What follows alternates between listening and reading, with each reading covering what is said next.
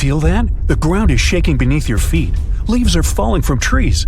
It feels as if a mini earthquake happens every few seconds. Bam! Bam! Something's coming right out of the woods towards you. There it is! The first thing you see is giant tusks and a long trunk. Then the creature's entire body emerges from the forest. This is the woolly mammoth. The species went extinct about 4,000 years ago, but now it's right in front of you. And it's not a dream. It might become possible in the nearest future.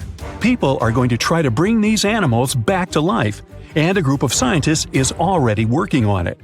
So, woolly mammoths appeared about 450,000 years ago in Siberia. Later on, they also settled in North America. Real estate was cheaper then. Then these animals took over Asia and even Europe. These guys were the tallest land animals during the last ice age. They were about 11.5 feet tall. That's as tall as a one-story cottage. That's also 1.5 feet taller than the height of the average modern elephant. But mammoths were much more massive. They weighed about 8 tons, compared to the 6 tons of an elephant. That's like 2 or even 3 big SUVs. Good thing they couldn't drive. Mammoths were so heavy because they had larger heads, as well as longer and more curved tusks. These animals lived in the cold tundra. That's why they needed a layer of fat that was at least as thick as a shoebox. But even that wasn't enough to withstand the cold. So mammoths had dense wool that grew to be as long as a cell phone charger cord. In the winter, the wool on the sides and belly of the mammoth formed something like a skirt, so the animal could lie in the snow and it didn't freeze. Mammoths spent most of their time looking for food, like me. To build up that thick layer of fat and keep their body temperature constant, they needed to eat about 400 pounds of food per day. That's the weight of 2 wild boars. But mammoths were herbivores, which means they ate grass and willow or pine branches. But after the Ice Age, the warming began. The tundra, where mammoths live, began to turn into swamps. The amount of food was decreasing. This caused a drop in the population of woolly mammoths. And now, scientists want to bring mammoths back to life. Using genetic engineering, they hope to recreate the mammoth using its DNA. Of course, this doesn't mean they will create the animal from scratch in a lab. First of all, they need a creature that resembles the woolly mammoth as much as possible. The answer is the Asian elephant. Both the mammoth and the elephant came from the same common ancestor millions of years ago. Their DNA is 99.6% the same. So, scientists only need to add several missing genes to the elephant DNA. This will provide them with fur, necessary fat, long tusks, a large domed head, and other distinctive mammoth features. And the best news is that we do have the mammoth DNA. These animals lived in colder parts of our planet with never-ending winter. This eternal refrigerator has preserved not only mammoth bones, but also their genetic material. Scientists have managed to identify about 60 specific genomes that can help recreate mammoths. The most difficult step is to bring this creature into the world. One option is to remove some DNA elements from an elephant's egg and replace them with mammoth DNA. But this would require a surrogate elephant mother. It would carry the baby for about 2 years, and then the first mammoth would be born. But scientists question this option. Creating a herd of mammoths would take decades and require too many surrogate mothers. Another option is to make an artificial womb. Nowadays, there are successful cases of creating a sac in which an embryo can safely develop. The main problem here is the sac itself. It has to be large and strong enough. It'll hold a developing mammoth baby for 2 years. In the end of this period, it'll have to withstand the weight of about 200 pounds. But it's also important to remember that elephants live in a matriarchal society, just like mammoths did. And when an elephant is born, the first thing it sees is its mother. Their connection remains strong for many years as the baby elephant grows. So many people say that such a way of growing a mammoth is highly unethical. But scientists continue their research. They insist that their goal is to improve the already existing genetic engineering technologies and apply them in the future. This way, we can save endangered animal species. But why should we bring woolly mammoths back to life in the first place? Some scientists believe that these animals played an important role in the planet's ecosystem. These days, the tundras of Siberia and North America are gradually warming up and releasing a lot of carbon dioxide. This contributes to the greenhouse effect, which warms up our planet even more. These tundras are now heavily overgrown with moss. But thousands of years ago, when woolly mammoths roamed these areas, tundras were more like pastures. Mammoths trampled moss and felled trees. They were some sort of ecosystem engineers. It's believed that the return of mammoths to these areas might help bring them back to their original state. Restored pastures will keep the soil from eroding. They may even be enough to decrease the production of harmful carbon dioxide. Recently, ecologists have brought many bison and other animal species to the vast expanses of Siberia for the same purpose, but some scientists believe that woolly mammoths would do a much better job. If this experiment turns out to be successful, people would have an opportunity to bring back to life a huge number of extinct animal species. Unfortunately, there's a limit to how long animal DNA can survive in fossils. If these fossils are hidden a few feet underground, DNA can last from 1,000 to 10,000 years. If the fossils, let's say, are in the ice in the Antarctic, DNA can remain intact for several 100,000 years. Unfortunately, it means we would never be able to recreate dinosaurs. They went extinct about 66 million years ago, and people just don't have any access to their DNA. But we could bring back some animals that disappeared not so long ago, like moa. It's a species of flightless birds. The largest of them was as tall as the woolly mammoth and weighed as much as a scooter. But the smallest species could be the size of a turkey. They lived in New Zealand and were isolated from the outside world for almost 80 million years, but they became extinct after the first people arrived there. Or Steller sea cow. This was the largest aquatic mammal after whales. These sea cows were as long as a limousine, and they weighed more than African elephants. Steller sea cows had a very lazy lifestyle. They lived near the shore and ate algae, mostly seaweed. Scientists believe they didn't even know how to dive. Even though elephant birds were indeed birds, they couldn't fly. These creatures were twice as tall as an ostrich and weighed 10 times as much as the average person. They lived in Madagascar and, like ostriches, laid eggs. Although elephant birds became extinct almost 1,000 years ago, people still find their eggs. Scientists managed to get the DNA of these animals and analyze it. It turns out that the closest relative of the elephant bird is the kiwi. It's another kind of non-flying bird about the size of a domestic chicken.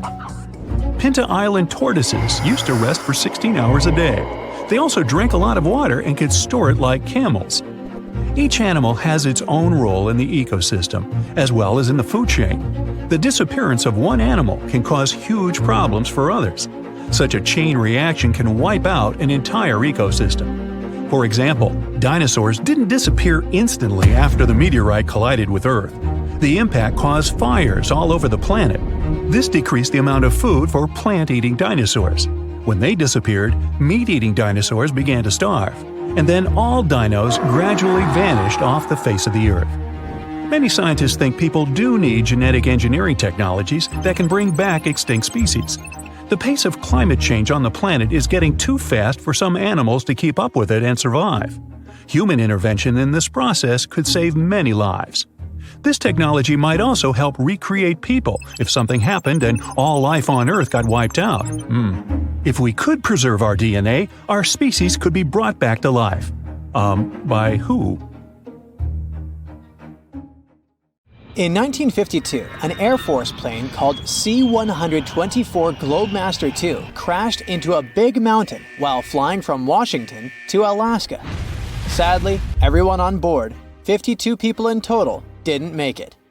The bad weather at the time made it hard to find the crash site, and even later, any attempts to locate it failed. But in 2012, a helicopter crew doing a training mission spotted the pieces of the crashed plane on a glacier called Colony Glacier in Alaska. They started looking for more pieces and confirmed it was indeed the missing plane. Since then, every summer for about a decade, different military groups have been helping in an operation called Colony Glacier. They've managed to identify 40 out of the 52 people whose lives were lost in the crash. The soldiers taking part in this mission take their promise seriously to never leave a fallen comrade behind. They believe it's their duty to bring back those who didn't make it. Another discovery comes from the Alps. In 1991, some hikers exploring the picturesque Alps stumbled upon a human body.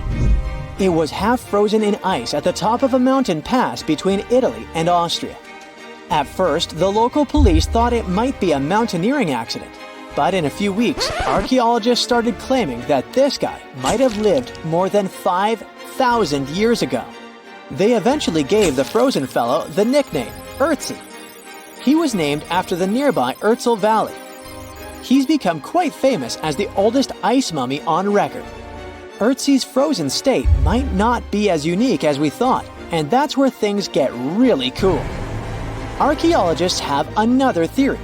See, at first, everyone was convinced that Ötzi marked the start of a cooler period because he had been frozen in the ice without any interruptions since he had lost his life.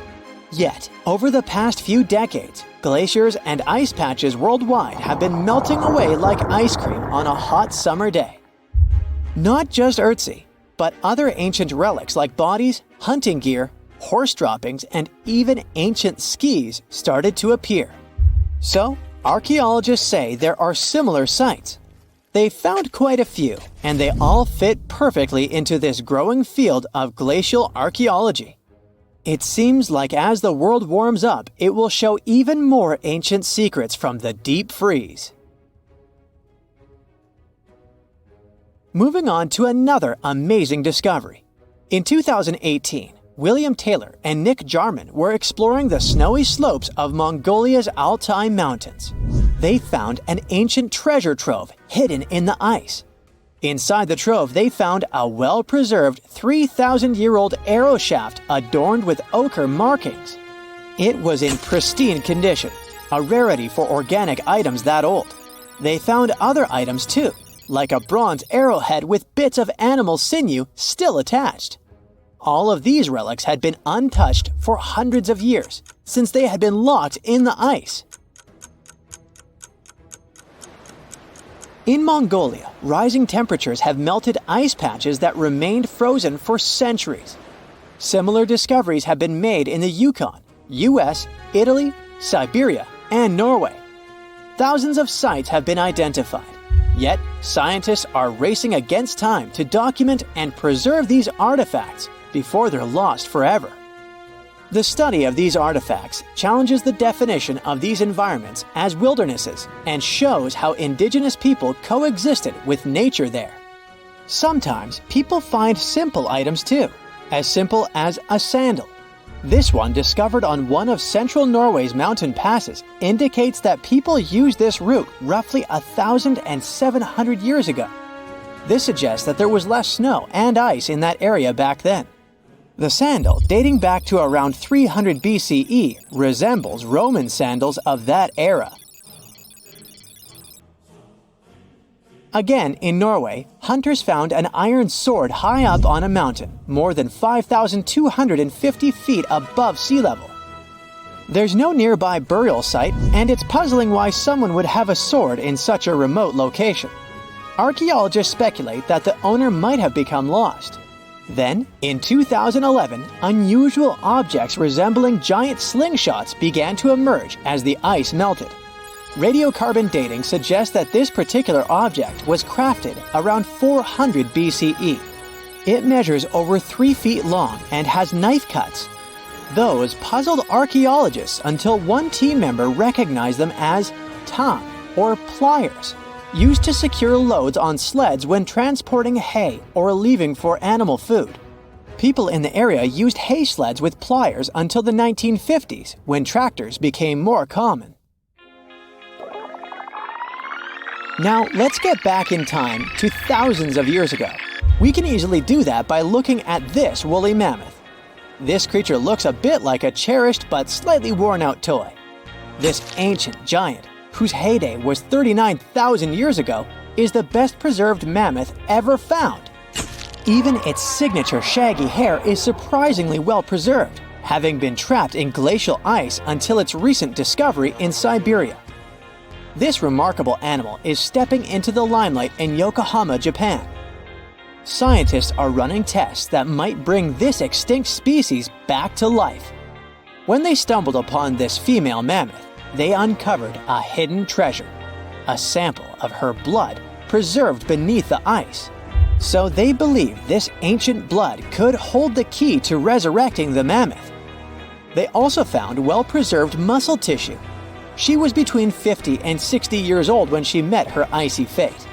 The discovery of mammoth blood has reignited debates about the ethics of bringing back extinct creatures, like in Jurassic Park. Their ambitious plan is to implant an egg into a living elephant for a 22-month pregnancy, hoping that at least one living mammoth cell might survive. Hop on, we're going to the French Alps. We are at a spot not far from where an Air India plane tragically crashed 46 years ago. We're accompanied by a diligent mountain rescuer and his neighbor. They went to this area after a bunch of tourists had noticed a strange-looking thingy on a glacier. It was a bag. The Indian embassy in Paris got wind of it, and it was all set on getting that bag. What makes it kinda cool is that it had diplomatic mail and Ministry of External Affairs written on it. The Air India flight was on its way from Mumbai to New York when it took a nosedive in January 1966. It took 117 people on board down with it. Guess what else was inside the bag besides the soaked diplomatic mail? It had a stack of old Indian newspapers. So, alongside those, they also found bits of the plane's cabin, a lone shoe, and a bunch of cables. Totally unexpected treasures on that mountain. During the summer of 2013, scientists stumbled upon a message left behind by a geologist named Walker, who had placed it there 44 years before. That message sort of served as the man's last testament. He passed away just a month after hiding the bottle in the rocks on the island. The content of the message was quite astounding.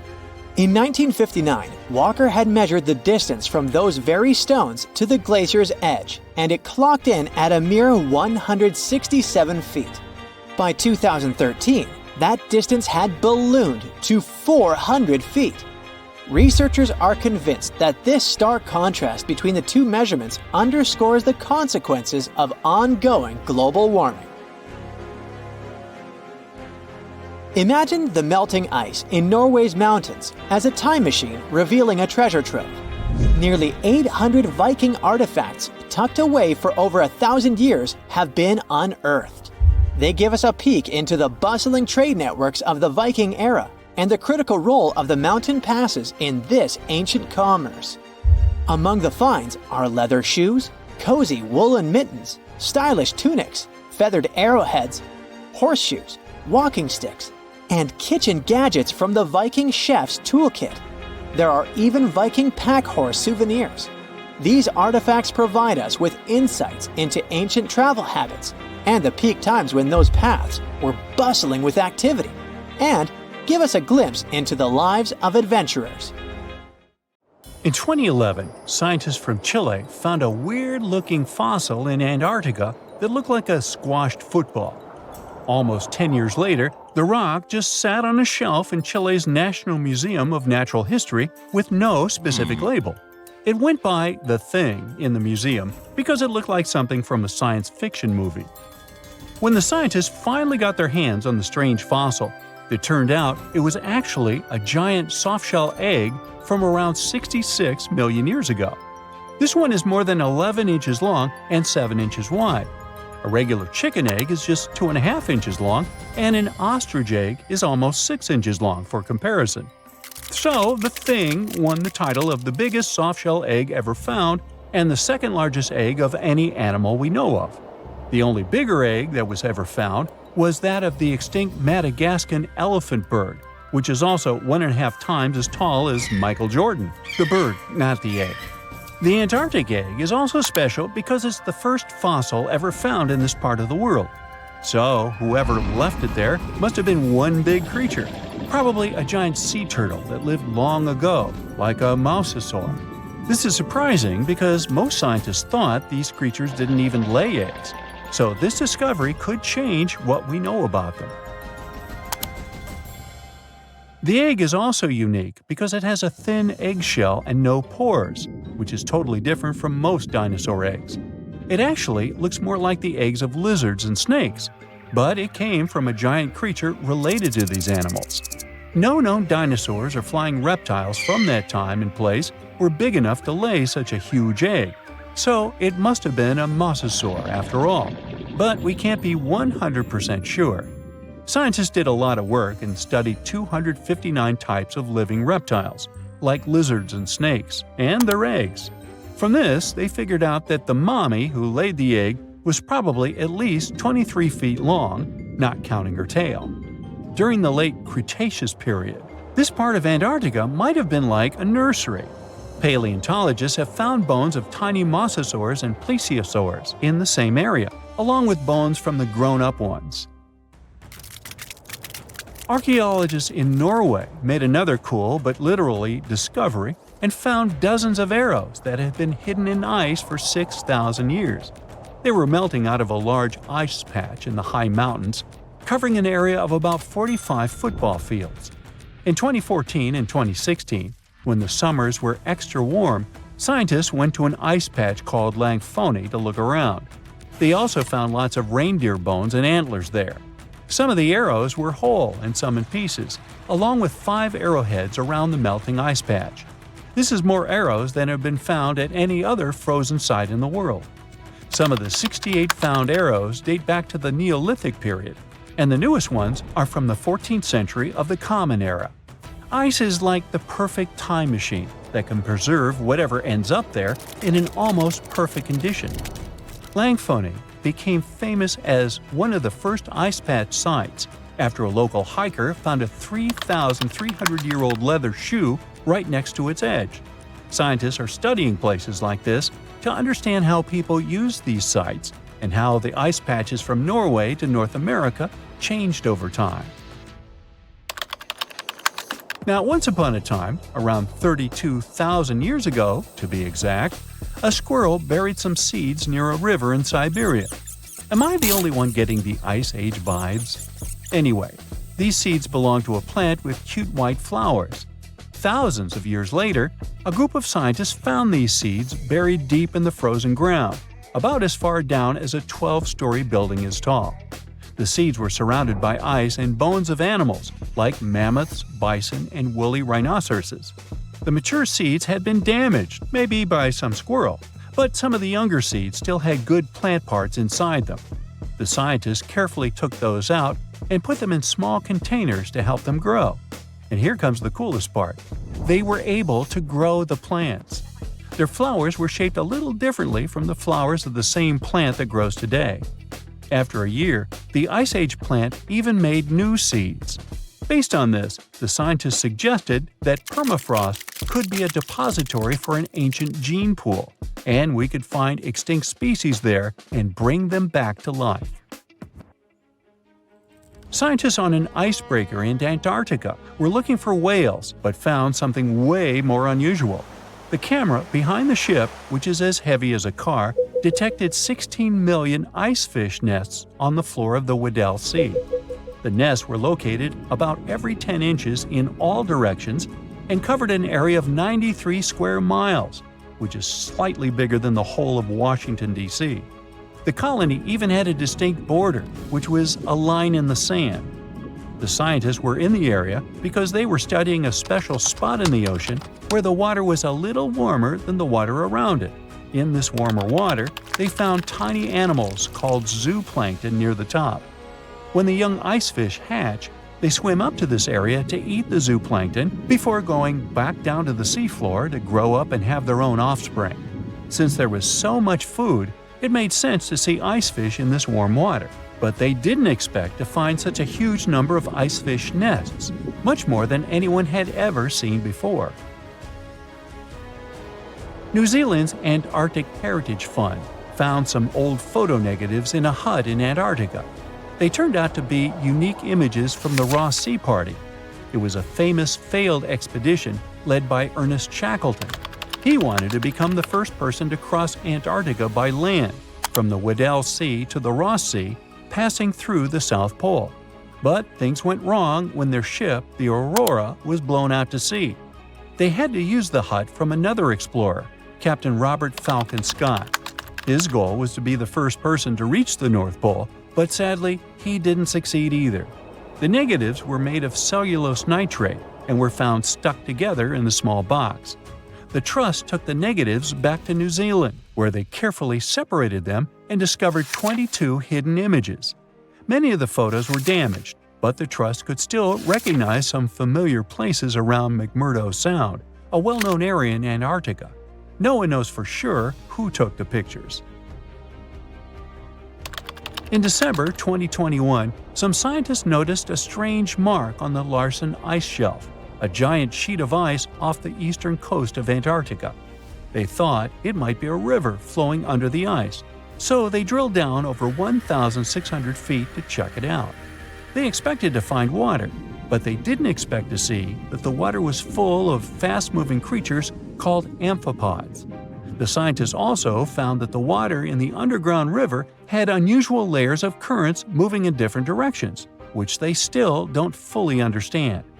Another surprising thing happened during their research. On December 20th of the same year, a volcano erupted far away in Tonga, and the pressure waves from the eruption were detected all the way down in the ice river in Antarctica.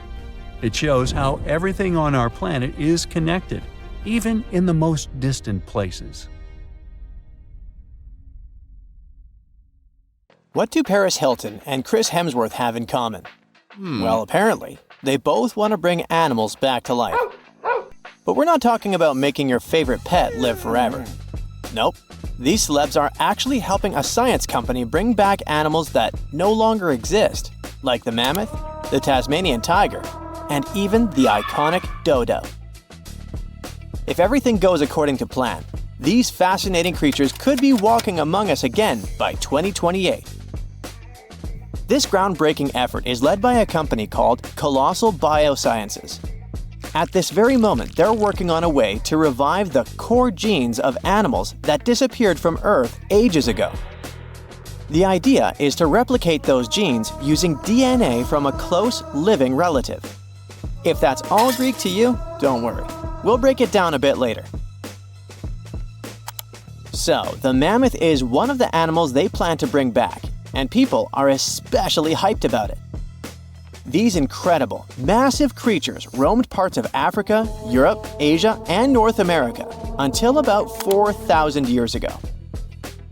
Some people might mix them up with modern elephants, but there are some key differences. For starters, they had huge curved tusks that curled inward and were used to dig for food. They also adapted to survive in freezing climates, like having 2 layers of thick fur to keep their blood warm. But mammoths and elephants do have a lot in common. The woolly mammoth shares 99.5% of its genes with its closest relative, the Asian elephant. That's huge because it means that mammoths are genetically closer to Asian elephants than Asian elephants are to African elephants, for example. The company's bold plan is to create a living, walking elephant-mammoth hybrid that looks just like the ones that used to roam the planet. This animal will look like, walk like, and even sound like a woolly mammoth, but most importantly, it'll be able to live in the same ecosystem that the mammoth left behind. If the scientists succeed in bringing back enough of these creatures, one of their big goals is to help restore the Arctic tundra ecosystem. But how do they actually plan to create the mammoth? Here's their plan. First, they need to find well-preserved samples of woolly mammoths in places like Alaska, for example. Then they'll need to sequence the mammoth's genome and the genome of its closest relative, the Asian elephant. The next step is to identify the important genes that made the woolly mammoth perfectly adapted to cold temperatures, like its shaggy hair, curved tusks, and dome-shaped cranium. In other words, they need to identify which genes make the mammoth, well, the mammoth. Now comes the interesting part. They will use top-notch gene editing tools, kind of like scissors, to cut the Asian elephant DNA and replace those spots with the mammoth sequence. This will allow them to create a new cell line and, later, an embryo. This embryo will grow inside a healthy female Asian elephant, who will be the surrogate. And just like that, a new, cold-adapted elephant will be born. Or at least, that's what scientists hope. Specialists predict that this Mammoth 2.0 could be on Earth as early as 2028. The reason it will take a while is that their gestation period is around 22 months. But if that deadline feels too far for you, there is actually a chance we could get a surprise a lot sooner. That's because some of the other animals they plan to revive have a much shorter gestation period, like Australia's thylacine, also known as the Tasmanian tiger. The company is also doing whatever it takes to give this animal a second shot at life. And the good news is that the process seems to be well advanced. Recently, the group announced that the Tasmanian tiger's genome is about 99% complete. This animal was native to the Australian mainland and the islands of Tasmania and New Guinea. A big part of the Tasmanian tiger population disappeared over 3,000 years ago, but about 5,000 of them kept roaming around until pretty recently. It's believed that the last thylacine passed away in 1936. To revive the Tasmanian tiger, scientists first need a sample of the ancient animal. So they took RNA molecules from a 110-year-old preserved head that had been kept in ethanol. The team was really lucky because it's rare to find old samples that are so well preserved, allowing scientists to use advanced DNA analysis techniques. And by that, I mean they did a full, complete analysis. By studying RNA samples from important tissue areas like the tongue, nasal cavity, brain, and eyes, experts were able to learn a bunch of interesting things about the Tasmanian tiger. They could figure out how its brain worked, and also what this beast could smell, see, and taste. By the way, these semi-nocturnal animals had a special appetite for small rodents, lizards, and birds. After finding the perfect sample, the process of reviving it will be pretty much the same as with the mammoth, but with an elephant as a DNA donor, of course. In the case of the Tasmanian tiger, its closest living relative is a small marsupial called the fat-tailed dunnart. Even though this animal is small, it is a ferocious carnivore. So experts believe the whole DNA editing process will work just fine with its sequence. Their goal is to turn a fat-tailed dunnart cell into a thylacine cell. To accomplish that, they did more than 300 unique genetic changes into a dunnart cell. So there is no doubt they're pushing all the boundaries to make the dream of reviving animals a reality. This project also plans to revive the iconic dodo.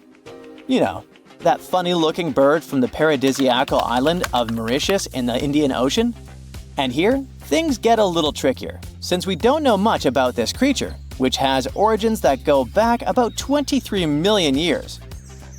Basically, the only clues we have about what dodos looked like when they were alive come from a handful of drawings, paintings, and written descriptions from the 17th century. But since those pictures are all pretty different from each other, and only a few of them were based on real, live dodos, we're still not 100% sure what they actually looked like. And as for how they behaved, well, we don't know much about that either. That's why reviving this long-absent legend will be super interesting and really enlightening. The sample they used to extract an old dodo genome came from a skull in the collection of the Natural History Museum of Denmark. And the dodo's closest living relative, which will provide the host cells, is the Nicobar pigeon, a gray bird with colorful features found in the Andaman and Nicobar Islands in India. If everything goes smoothly, in a couple of years, we might see the fabulous and iconic dodo with our own eyes. Reviving animals might sound impossible, but science and technology together can be a real game changer, not only by protecting today's animals, but also by restoring species that disappeared from the planet long ago. Actually, we've already pulled this off. A wild goat called the bucardo, also known as the Pyrenean ibex, went extinct in the year 2000. But 3 years later, scientists managed to bring it back to life, using a method pretty similar to what we've talked about in this video. It took 57 tries, but one of them finally worked, and a bucardo clone was born. Unfortunately, the animal only lived for 10 minutes. You might think that wasn't a success, but it was actually a huge step forward in the whole animal revival field. Now, specialists can only hope the project to bring back the dodo, the mammoth, and the Tasmanian tiger go a bit better.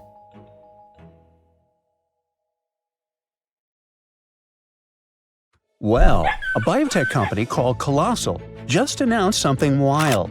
They say they've brought back a direwolf from extinction. But did they really? What they've really done is way stranger, and maybe even more important. Their team has just created a brand new predator. Not a clone, not a revival, but a new species. These cute cubs are built from gene-edited wolves, shaped by ancient DNA and born through cutting-edge biotech. So wait, are the Jurassic Park horrors coming for us? Well, let's see. Now, direwolf was the massive muscular predator that roamed North America thousands of years ago. Most people think these were just some sort of bigger gray wolves, but don't be tricked by appearances and the name. In 2021, a landmark study came out. A team of researchers in major institutions studied actual direwolf DNA and discovered something shocking. These guys weren't just big gray wolves, not even close. They were separate animals. Genetically, direwolves split off from wolves roughly 6 million years ago. Just to put that in perspective, humans and chimps split about 6 to 7 million years ago. So direwolves and gray wolves are as different from each other as we are from chimpanzees. They look similar because of the so-called convergent evolution, when two species evolve similar traits because they live in similar environments. Think of sharks and dolphins, both streamlined, both predators, both ocean hunters, but different animals, and dolphins are way cuter. So Colossal said that they revived this animal, a dramatic and bold claim. But it's not quite true. In reality, they genetically engineered a new kind of wolf. It's not a direwolf, it's not even a known species. It's a synthetic animal, one that's never existed before. And this is a massive deal, both incredible and terrifying. The company basically has taken gray wolves and modified their genes by mixing them up with some direwolf DNA they found. Which is kind of wild, because, as we said, these two animals aren't really relatives, they're completely different species. The Colossal company kind of ignored that, though. They say the gray wolf is the closest living relative to a direwolf, and that the data proves it. But what data?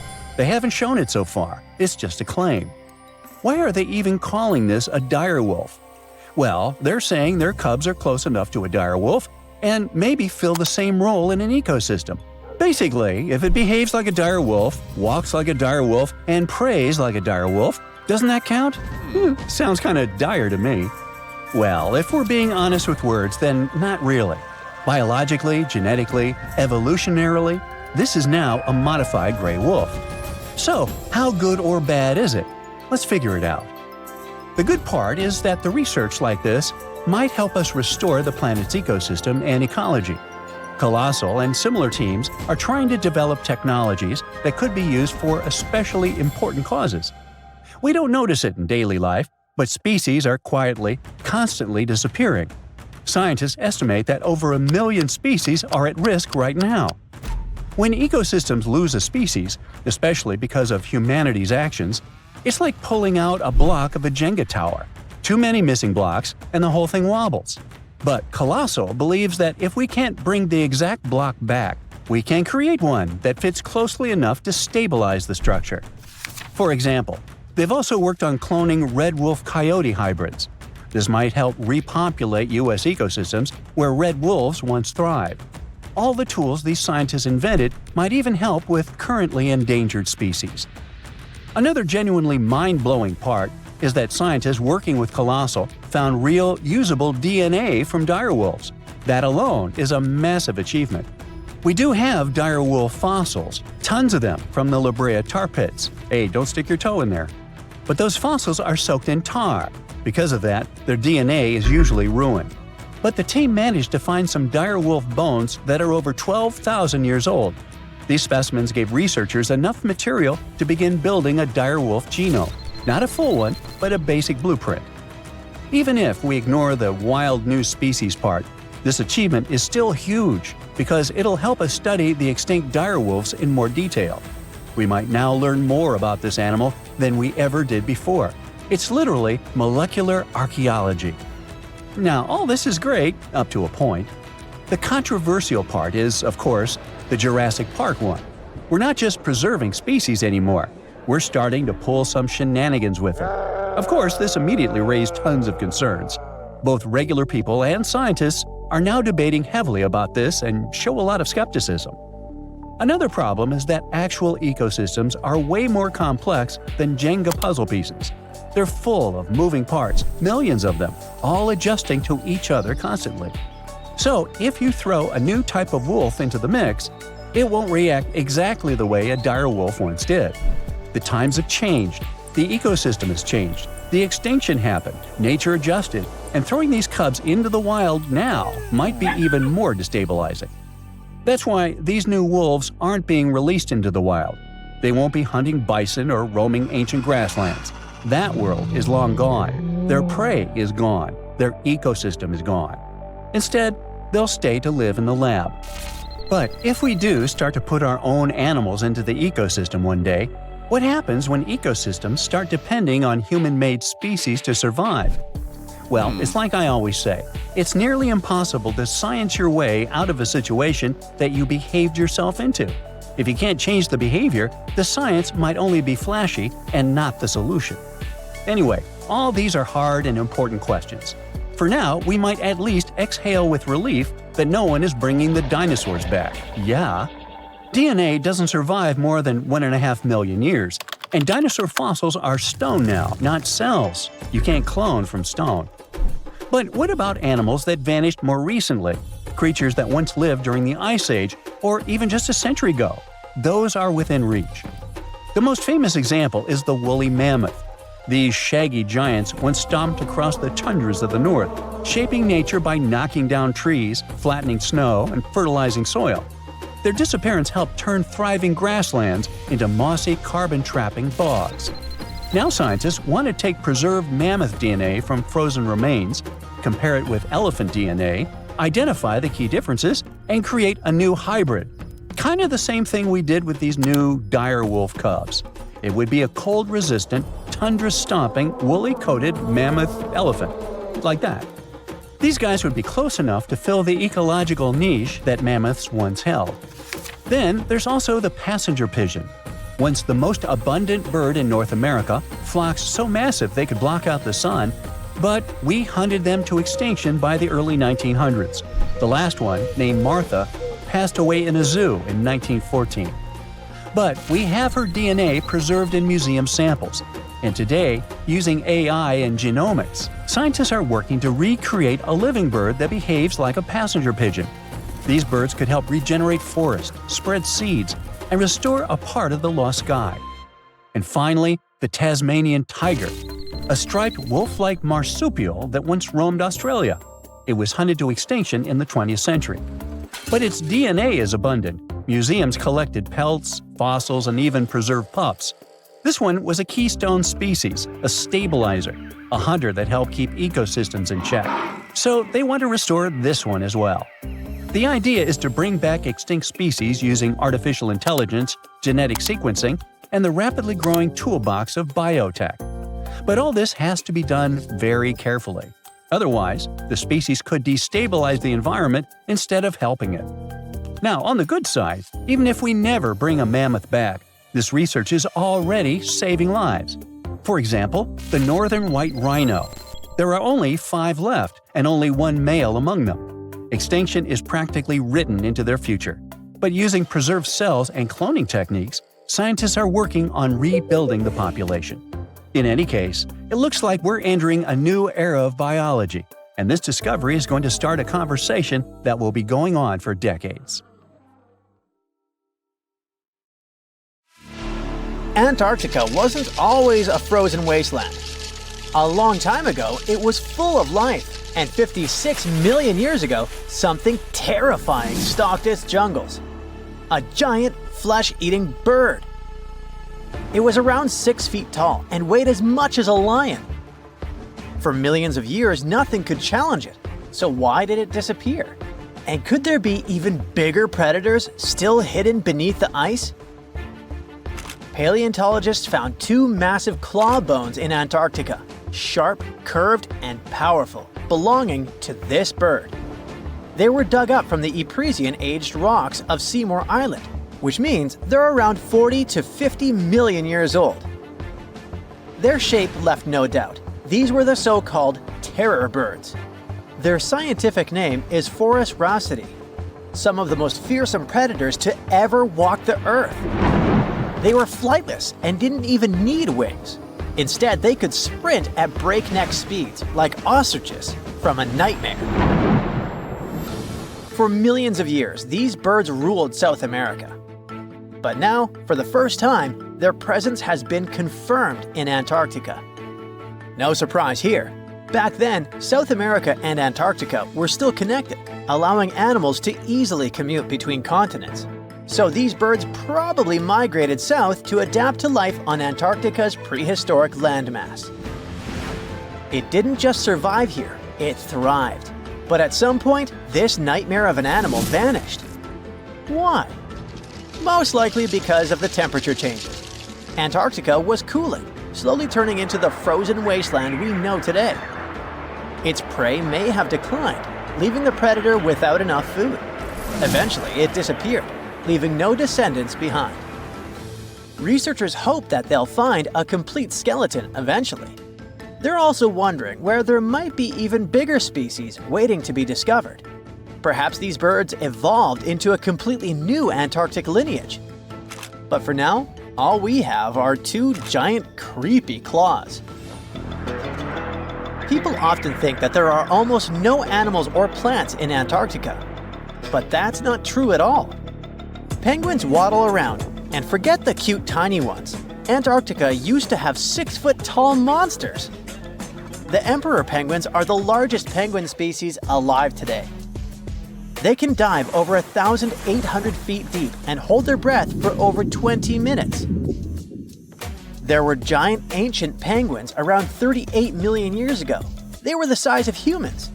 Fossils show they had long, sharp beaks, making them terrifying hunters of fish and squid. The fish there are also absolutely fascinating.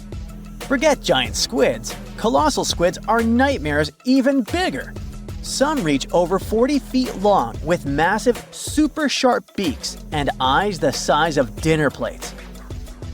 Finally, orcas, the apex predators of the Antarctic Ocean. They hunt in packs, working together like a wolf pack of the sea to take down seals, fish, and even massive whales.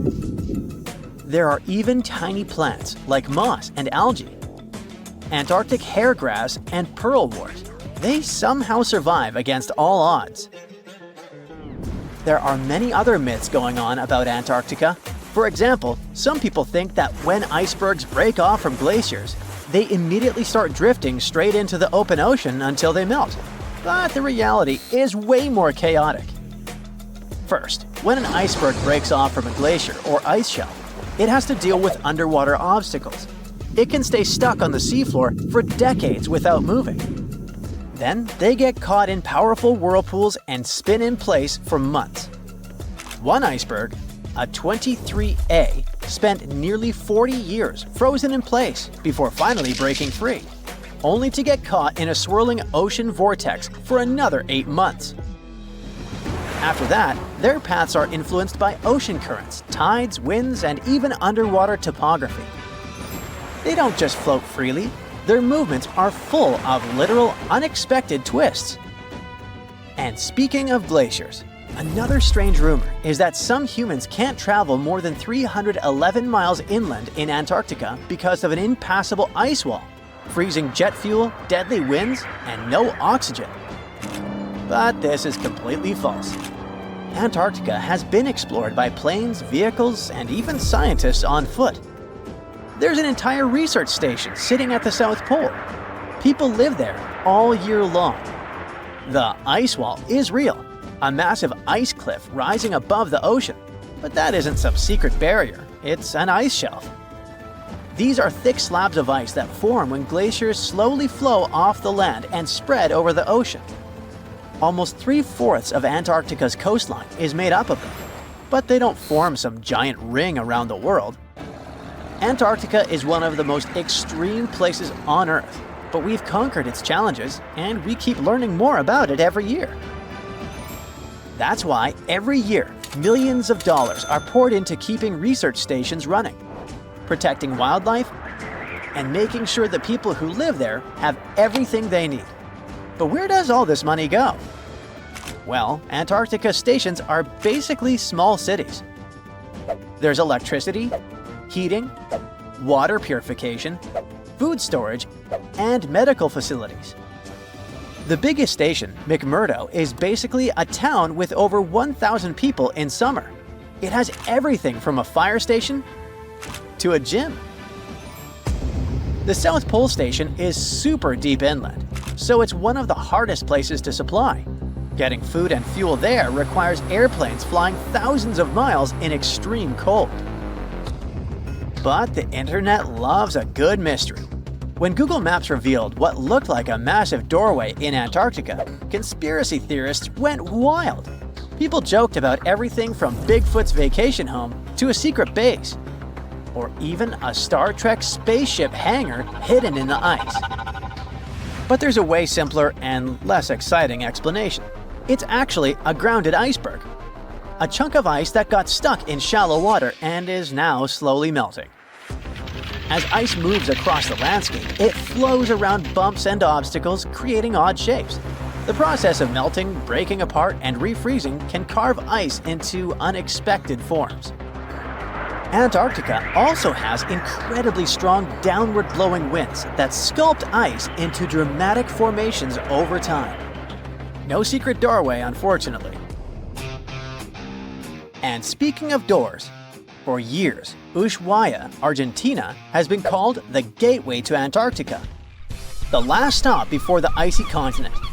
The place where expeditions begin. But there's another option. Punta Arenas, Chile. Let's compare them. Ushuaia is closer to Antarctica. It's the top departure point for tourists going on cruises.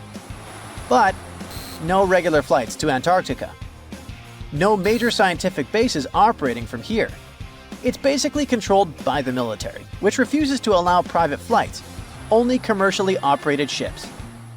Yes, Punta Arenas is further from Antarctica, but 22 countries and global organizations use it as their main base. There are regular flights to Antarctica happening there every year. Private airlines can actually operate here, making it the real air connection to Antarctica. Ushuaia may have the best location physically, but Punta Arenas actually runs the show. Argentina made a huge error in picking its Antarctic airbase. Instead of setting up a simple, accessible base at sea level, they built Marambio Base, very high on rough terrain, completely impossible to reach by land. Everything has to be flown in by helicopter, making operations slow, expensive, and frustrating. For 50 years, Argentina stubbornly stuck to this bad decision, while Chile set up efficient, well-planned bases that the world now uses. If things don't change, Ushuaia will be nothing more than a tourist stop. But what's terrifying is that Antarctica seems to be returning to its past. It's supposed to be the coldest place on Earth, but something shocking happened just recently. For the first time in recorded history, temperatures in Antarctica broke 68 degrees Fahrenheit. This continent is buried under miles of ice. Usually, temperatures there can drop to minus 112 degrees. But in the winter of 2020, scientists recorded an insane 69 degrees on Seymour Island, hotter than many places in Europe at that time. Scientists believe there are several reasons for that. First, there are changes in the way heat moves around the planet's waters. Second, melting permafrost due to the planet warming. It looks like the climate is changing faster than expected. Consider Lake Enigma. What a fitting name. It's already strange enough because it's not even supposed to exist. But now, we stumbled upon actual life deep beneath it. And this just might help NASA in their search for life in outer space. The lake lies deep in the icy heart of Antarctica, so it's not really a water pool like we're used to. More like a lake-like block of ice, or so we thought. Just recently, Italian scientists discovered a secret that had been buried for ages, an actual body of water, and in this water, life is thriving. Various microorganisms, and even some weird little hunters. Which is super weird, since Enigma sits in a remote and harsh corner of our planet, the northern Victoria Land in Antarctica. The entire South Pole is cold, but whew, in this place, temperatures can plummet to a horrifying minus 41 degrees Fahrenheit, though on average it's around 7. Brr, chilly. Like we said, this lake shouldn't even be there at all. Antarctica is technically the largest desert on Earth, even though it's covered in snow, because it's super dry. There are 0 rains, truly little snowfall, and the sun barely evaporates anything. And even if there is some water, the insane winds make sure to dry everything out super quickly. Putting on our thinking caps, this lake should lose an unimaginable 7 million cubic feet of water every year. Yet, the water remains. Why? No one knows. Scientists say there could be something deep underground that refills it constantly. They just have no idea what that might be. Maybe deep underground rivers, melting ice, or something else entirely. But hence the name, the Enigma Lake. The block of ice we mentioned is permanent and super thick, at least 36 feet of it, and that's higher than a 3-story building. So researchers decided to check out if there's anything beneath it. They used a so-called ground-penetrating radar, a super smart echo detector for the ground. This radar sends invisible radio waves into the Earth. When they hit something underground, like rocks, water, or anything else, they bounce back to the device. By measuring how long it takes for the signal to return and how strong they are, we can determine the distance and what exactly the radar hit. That's how animals like bats, whales, and dolphins can see underwater. And we humans stole this cool nature idea to research buried structures and hidden caves. Scientists used this device all over the Enigma surface. This way, they were able to create an entire map of this under-ice world beneath. The water itself wasn't surprising. It's the unique ecosystem in it that shocked them. Unfortunately, no secret monsters or extraterrestrial secrets this time. But there are microorganisms there that may not exist anywhere else on Earth. Somehow, these creatures have managed to survive in complete isolation and extreme cold. It's not that we don't know these microorganisms, we've met them before, just not exactly like this. There are a couple groups hanging out down there. The first one is Bacteroidota. They love breaking down complex molecules, especially in your stomach, and help digest tough plant fibers. They mostly hang out inside us, but in the outside world, we might occasionally find them in soils and oceans. Then Actinobacteriota, genius chemists among bacteria. They decompose organic materials and help the soil get healthier. They're also famous for producing antibiotics, so we owe a lot of our medicine to them. The third one is Pseudomonadota. These guys weren't a surprise. They're crazy adaptable. They can thrive pretty much anywhere, from soil to water to the human body. Some of them are good, helping plants grow and in nutrient cycles, but others can be opportunistic pathogens. Ooh, bad guys. But what is actually a surprise is that Lake Enigma has tons of passibacteria. They're ultra small even for microorganisms and can barely do anything themselves. So they prefer to live in symbiosis or be little parasites, relying on their hosts for nutrients and other necessities. All these little chompers might be ancient. They could be remnants of a time before the lake froze over completely, which is hundreds of thousands of years ago. It's simply weird to encounter these bacteria in the Enigma Lake, especially the little parasites. Paticibacteria usually love low-oxygen environments, but this lake is very oxygen-rich, not even mentioning an almost 40 feet of ice above. So all this means that even though we know who these guys are, this specific species might be new to us. They could have evolved with some unique adaptations and abilities using the lake's unusual chemistry. They probably rely on a super simple and delicate food web. Some of the microorganisms produce energy from light, well, whatever light gets down there, or the lake's chemicals. The symbiosis guys most likely survive by living on or inside their neighbors. Yep, these microscopic creatures hunt each other. Nope, things can't be peaceful even in a place like that. If we find out what their secret to survival is, we might learn more about chemistry, medicine, and even extraterrestrial life. Because if life can endure such extreme conditions, then it can probably appear pretty much anywhere, including our closest neighbors, Europa or Enceladus, the moons of Jupiter and Saturn. They definitely hide oceans beneath their frozen surfaces, and now there's a very high chance there might be some life there. Antarctica must be the closest thing we have to extraterrestrial exploration before we actually land on other planets. It's full of hidden mysteries and surprising creatures. Even outside of Lake Enigma, the South Pole harbors life. Just take the McMurdo Dry Valleys, which are often referred to as Earthly Mars. These are among the most mysterious and extreme places on our planet. They're stretching across Victoria Land in Antarctica, and this is one of the driest places on Earth. Makes sense if you remember the name. Surprisingly, unlike other parts of the South Pole, this land is almost entirely devoid of snow and ice, just lots of super cold ground. There might even be some sand dunes nestled here and there between the rugged mountains. The ground is mostly covered in loose gravel, scattered with ancient rocks made of granite, and something interesting called gneiss, just spelled differently. It's the type of rock that's been through a lot, literally. It's usually born when granite and sedimentary rocks have to endure insane pressure or horrifying heat for a while, a process called metamorphism. These conditions are so intense that they literally rearrange the minerals into layers. That's why gneiss has such beautiful foliated looks. It's the planet's version of baking a layered cake. It's amazing because this place is almost exactly the way it was millions of years ago. These valleys are frozen in time, and they give us a little glimpse into Earth's distant past. And that includes life. Once again, local winds are absolutely terrifying gusts of cold air racing downhill, and they evaporate snow faster than it can even melt.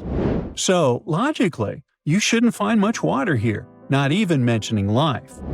But somehow, you can still stumble across frozen lakes and saline ponds in the dry valleys. And local life stretches all reason and our understanding of biology. It exists inside the rocks themselves.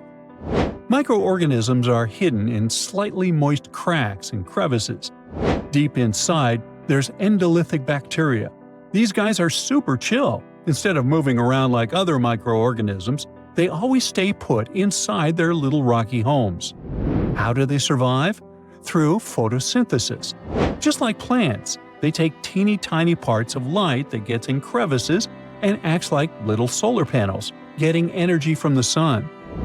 Meanwhile, in another place, beneath the Taylor Glacier, there's bacteria that literally doesn't eat anything. Not comfort, not sunlight, not even oxygen. These guys rely on a diet of dusty rocks and sulfur to fuel their weird metabolisms. By breaking down sulfur and iron, they get energy to sustain themselves. This way, they easily survive in deep seas at sub-freezing temperatures, completely cut off from sunlight, oxygen, and the world itself. This place is fascinating for both its life and the lack of it. In some parts of the valleys, like University Valley, yes, that's what it's called, the permafrost is so harsh that no microbes were found at all. This might be one of the only places on Earth where life appears to be completely absent, a quite scary idea. Anyway, now scientists are thinking about learning more about Lake Enigma and drilling this Mars-like environment, exactly for that reason, to see how we could get samples from Mars in the future. Look at those lush coniferous forests and tundra. What a wonderland. You may have mistakenly thought it's Canada, but it's not. It's Antarctica, about 34 million years ago. So what makes Antarctica this frigid today? It turns out a mix of dropping carbon dioxide levels and some tectonic shuffle played a huge role in transforming this ice-free paradise into the frozen continent we know now. About 50 million years ago, CO2 concentrations were sky high, strutting around at around 1,000 to 2,000 parts per million. But as those levels tumbled down, global temps started to drop, paving the way for the mighty ice sheets that later took over Antarctica. While the CO2 dive was happening, tectonic activity was also working its magic. The big split between South America and Antarctica opened up the Drake Passage, which created the Antarctic Circumpolar Current. This powerful current acted like a bouncer, keeping warm air and ocean currents from crashing the Antarctic party, and helping keep things rather frosty. If you mix up Australia and Antarctica, you're not that wrong. These two continents used to be one. If you mix up Austria and Australia, it's much worse. By the way, don't fall for the internet myths and memes. There's no help desk in Austria specifically for people who intended to fly to Australia. Now, look at this magnificent Australian pink beach. It's precious, and not in a figurative sense. Those mysterious pinkish sands are actually garnet, and it's widely used in jewelry. Geologists studied those sands and came to the conclusion that the garnet contained there is older than local mountains. That doesn't make sense, right? In fact, it does. You see, Australia didn't used to be this very detached continent as it is now. Many millions of years ago, Australia and Antarctica were part of the supercontinent Gondwana, and glacial erosion released the garnet, which eventually made its way to the beach. These sands formed when South Australia was flat and chill, long before the mountains appeared. Most garnet gets washed away, but this batch has a rich history, tracing back to glacial rocks in the Transantarctic Mountains. So this pink sand comes from an ancient mountain range hidden under Antarctic ice. Not only does Antarctica ice hide gems like garnet, if you look harder, you might find entire buildings. Sounds insane, but this is exactly what a British explorer did. His name is Chris Brown, and he uncovered an entire building beneath the ice. He was traveling to the pole of inaccessibility, and it all started with a bummer. Chris and his son had their plane broken. Suddenly, they spotted a lone bust peeking out of the snow. This place was an old meteorological station. Despite freezing conditions, Chris and his son Micah had a blast exploring. Chris is on a mission to conquer all 7 earthbound poles of inaccessibility and has tackled 5 so far. I guess you already know that Antarctica is the largest desert on Earth, much larger than the Sahara or the Gobi. Still, despite being the driest continent on Earth, it boasts a seriously weird waterfall. Nestled in the mesmerizing McMurdo Dry Valleys, it's 5 stories tall and looks like it's gushing blood. It's even called Blood Falls. It may look outlandish and even frightening, but its nature can be easily explained. The water that creates this crimson cascade was once a salty lake, but over time, it became sealed off from the outside world when glaciers formed on top of it.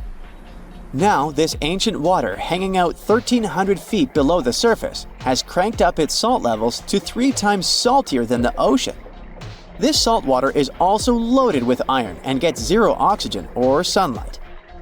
When the iron-rich water trickles through a crack in the glacier and meets the air, it rusts up, turning dark red.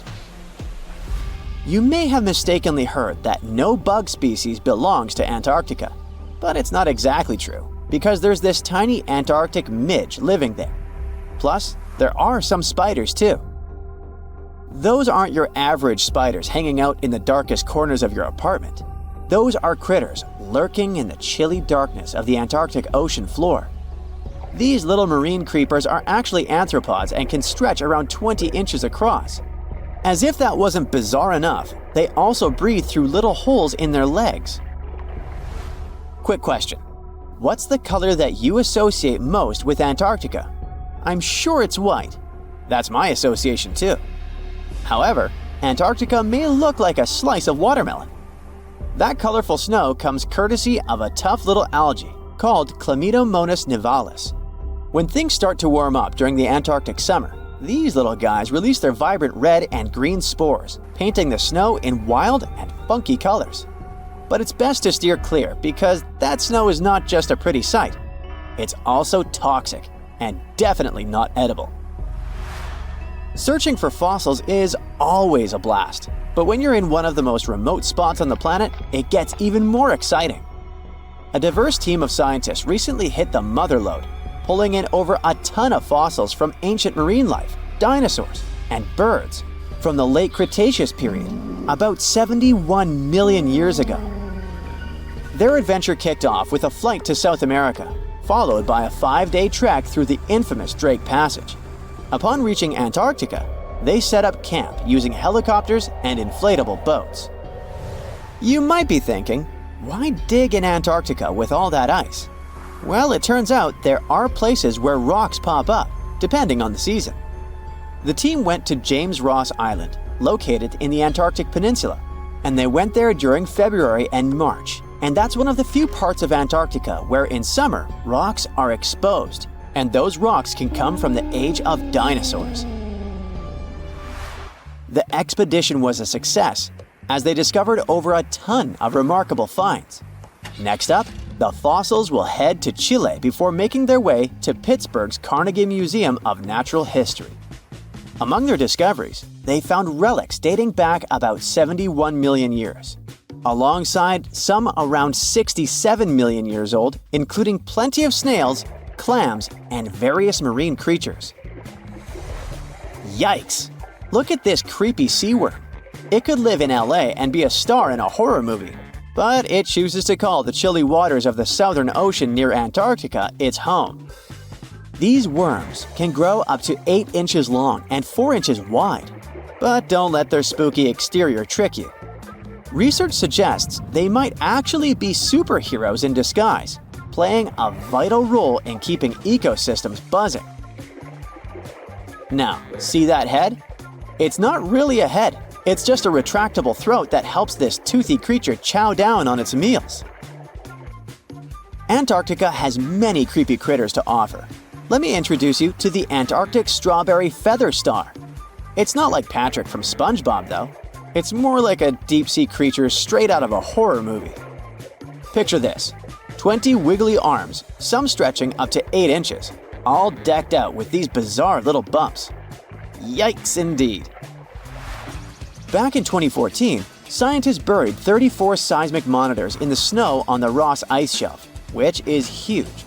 Think of it as an ice slab the size of Texas, just chilling over the Southern Ocean. These clever little machines picked up a nearly non-stop buzzing.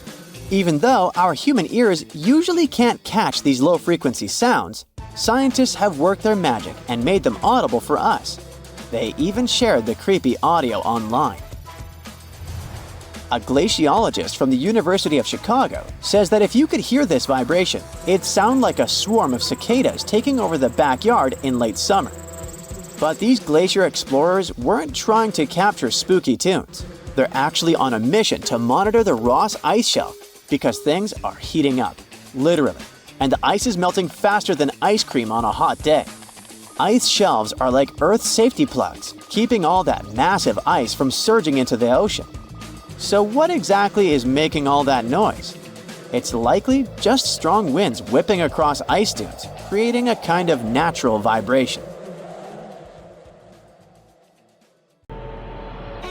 Around 150,000 years ago, the dragon men, with huge skulls, square eye sockets, and enormous teeth, used to roam the frosty forests of northern China. They didn't get their name after fire-breathing monsters, though, but after a river where construction workers accidentally found the first skull in 1933. The skull that came from the river mud was large and nearly complete, with an elongated cranium and a heavy brow bone. It must have looked so crazy that the worker who found it decided to hide it for years in an abandoned well. Before passing away in 2018, he told his grandchildren about his secret find, and they rushed to the well. Scientists got their hands on the skull only in 2021. They noticed an odd mishmash of features. A squat and wide skull, like in ancient hominins, a tooth with 3 roots that you'd rarely see today, and at the same time, delicate cheekbones, which are common now. To identify the find, a team of scientists studied 95 old skulls, jawbones, and teeth from different ancient human groups.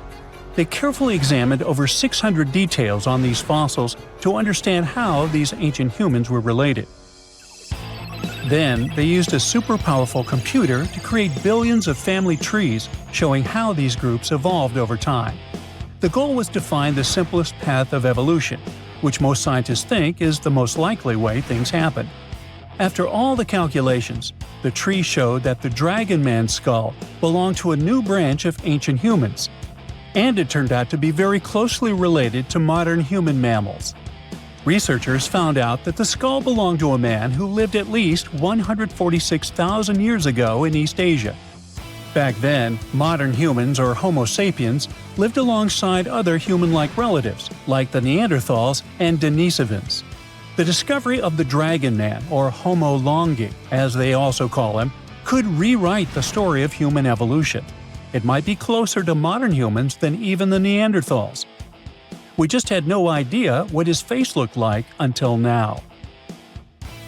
A scientist from Brazil created a 3D digital model of Dragon Man's face based on his skull. Since some parts of the skull were missing, he used a complete skull from another ancient human, Homo erectus, to fill in the gaps. He then used special scans from modern humans and chimpanzees to figure out how the skin and muscles would fit on the skull. To make the model look more realistic and lifelike, the scientist also added hair and colors to bring Dragon Man to life. The final model showed that Dragon Man had the biggest head of any ancient human ever found, nearly 26 inches around. That means his skull was as big as a gorilla's, or even a lion's. Scientists believe that his generous size may have helped him survive the freezing cold winters of Harbin, where they found the skull, and where temperatures still drop to only 3 degrees today. Now, not all scientists agree that Dragon Man is a completely new species or where it belongs in the human family tree. Some experts think the skull's unique features might just be because of its size, rather than proof that it's a distinct species. People from the same species can look different based on their age, gender, where they lived, and how old the fossil is. Some scientists compare it to another skull found in China, which is considered part of another already well-studied species. Then there's the mystery of the Denisovans, an ancient human group that lived in Asia for thousands of years but left very few fossils behind. The closest match to Dragon Man might be a broken jawbone found in Tibet in 2019. Some scientists believe that means Dragon Man could be a Denisovan, but others aren't so sure because the Harbin skull has no jaw to compare it to. Scientists first discovered Denisovans in 2008 when they found a small piece of a finger bone in Denisova Cave in the Altai Mountains. They learned that the bone had belonged to a little girl who was between 5 and 7 years old when she passed away around 40,000 years ago. The freezing weather in the cave had kept the bone in excellent condition. A couple of years later, another team of scientists managed to extract DNA from the find. They compared it to the DNA of modern humans and another ancient human species, Neanderthals. Her DNA was similar to both, but it was also different enough to show that she was part of an entirely new species of humans. No one had known about this group before. The scientists decided to name it Denisovans, after the cave where they found her tiny finger bone. Later, they discovered 3 more Denisovan fossils, including some teeth also inside the same cave.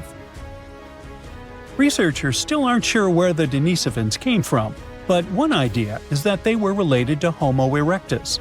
These were the earliest humans who looked a lot like us, with long legs and shorter arms, making them great walkers. About 700,000 years ago, some of them left Africa and traveled all the way to Eurasia. They became the great-great-great-grandparents of both Denisovans and Neanderthals. Around 370,000 years ago, these two groups split up. Neanderthals went west to Europe and Western Asia, while Denisovans went east to East Asia and Southeast Asia. Some Denisovans even made it to the Philippines, Papua New Guinea, and beyond, crossing the Wallace Line, which separates Asia from Australia.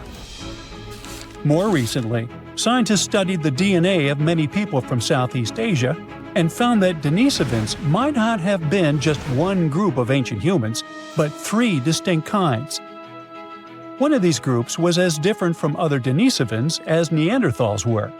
Some Denisovans may have lived longer than the Neanderthals, who disappeared around 40,000 years ago. A study suggests that one group of Denisovans lived alongside modern humans in New Guinea until at least 30,000 years ago, and maybe even as recently as 15,000 years ago. If that's true, they were the last humans on Earth besides us. This surprising discovery is part of a growing number of finds showing that ancient Asia was full of various versions of humans, including the newly discovered kind in the Philippines. Scientists now realize that the islands of Southeast Asia were a hotspot for early humans. They believe learning more about early humans could help them better understand the genetic properties of people in Indonesia and neighboring regions, and even improve healthcare in the region. Researchers found special clues in their DNA that show ancient human groups split apart an exceptionally long time ago. When Homo sapiens traveled from Africa, they formed families with other early humans and passed small pieces of those ancient relatives' DNA down through the generations. Scientists still don't know for sure why Denisovans and Neanderthals disappeared while Homo sapiens survived. One plausible reason is that Neanderthals and Denisovans lived in small, close-knit groups, which may have caused health problems over time.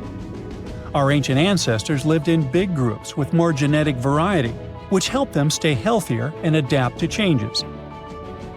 Another big advantage was that Homo sapiens had strong social networks. They shared innovative ideas, tools, and survival skills. In the end, Denisovans couldn't handle the tremendous changes happening on Earth and slowly disappeared. In a frosty Canadian park, hidden deep beneath layers of thick ice, scientists discovered a bizarre skeleton they named the Frozen Dragon. The skeleton had been in the frozen ice for millions of years. It took experts decades to work out the species of this strange fossil. It was identified as a new genus of pterosaur. Pterosaurs were massive flying reptiles with wingspans of over 16 feet. Their heads were 3.5 times the size of their bodies. Pterosaurs lived 76 million years ago when they soared above the dinosaurs. Scientists described them as the biggest, meanest, and most bizarre animals that ever flew. The new genus has been named Cryodragon boreas, which translates to Frozen Dragon of the North Winds. In 2013, a young mountaineer was climbing one of the tallest mountains in Western Europe, Mont Blanc. He noticed a strange metal box poking out of the snow. The mountaineer pried the box open and found that it was filled with precious rubies, emeralds, and sapphires. The climber immediately handed the box to the authorities. It was discovered that the box likely belonged to a passenger on one of 2 flights from India that crashed into the mountain over 50 years ago. The box was valued to be worth over $200,000, and authorities are still searching for the heir to the small box of treasures. In northwest Siberia in 2007, a reindeer herder was on an outing with his sons when he noticed something strange in the ice. The man realized it was a frozen mammoth calf and immediately contacted the local museum. The calf was named Luba and was the best preserved mammoth mummy in the world at the time of its discovery. Luba had been in the ice for 41,800 years and is around 30 to 35 days old. From trunk to tail, the mammoth calf is roughly the same size as a large calf. If you're interested in seeing for yourself, Luba travels to museums all around the world. On the frozen continent of Antarctica, covered in layers of ice and snow, is Mount Erebus, the frozen volcano. The volcano was discovered in the middle of an eruption in 1841 by explorers on an Arctic expedition. The volcano is over 12,000 feet tall and has been active for the last 1.3 million years. Deep within the middle of the volcano is a huge crater filled with large volumes of molten lava.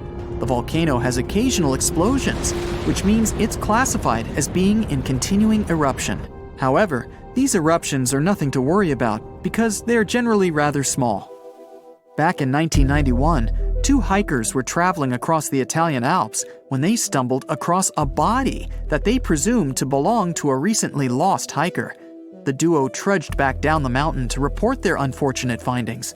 Once the remains were recovered, it was clear that the body was not recent at all. Scientists determined that the Iceman was more than 5,000 years old and named him Otzi. The discovery was unlike anything scientists had ever before seen because the body was so well preserved.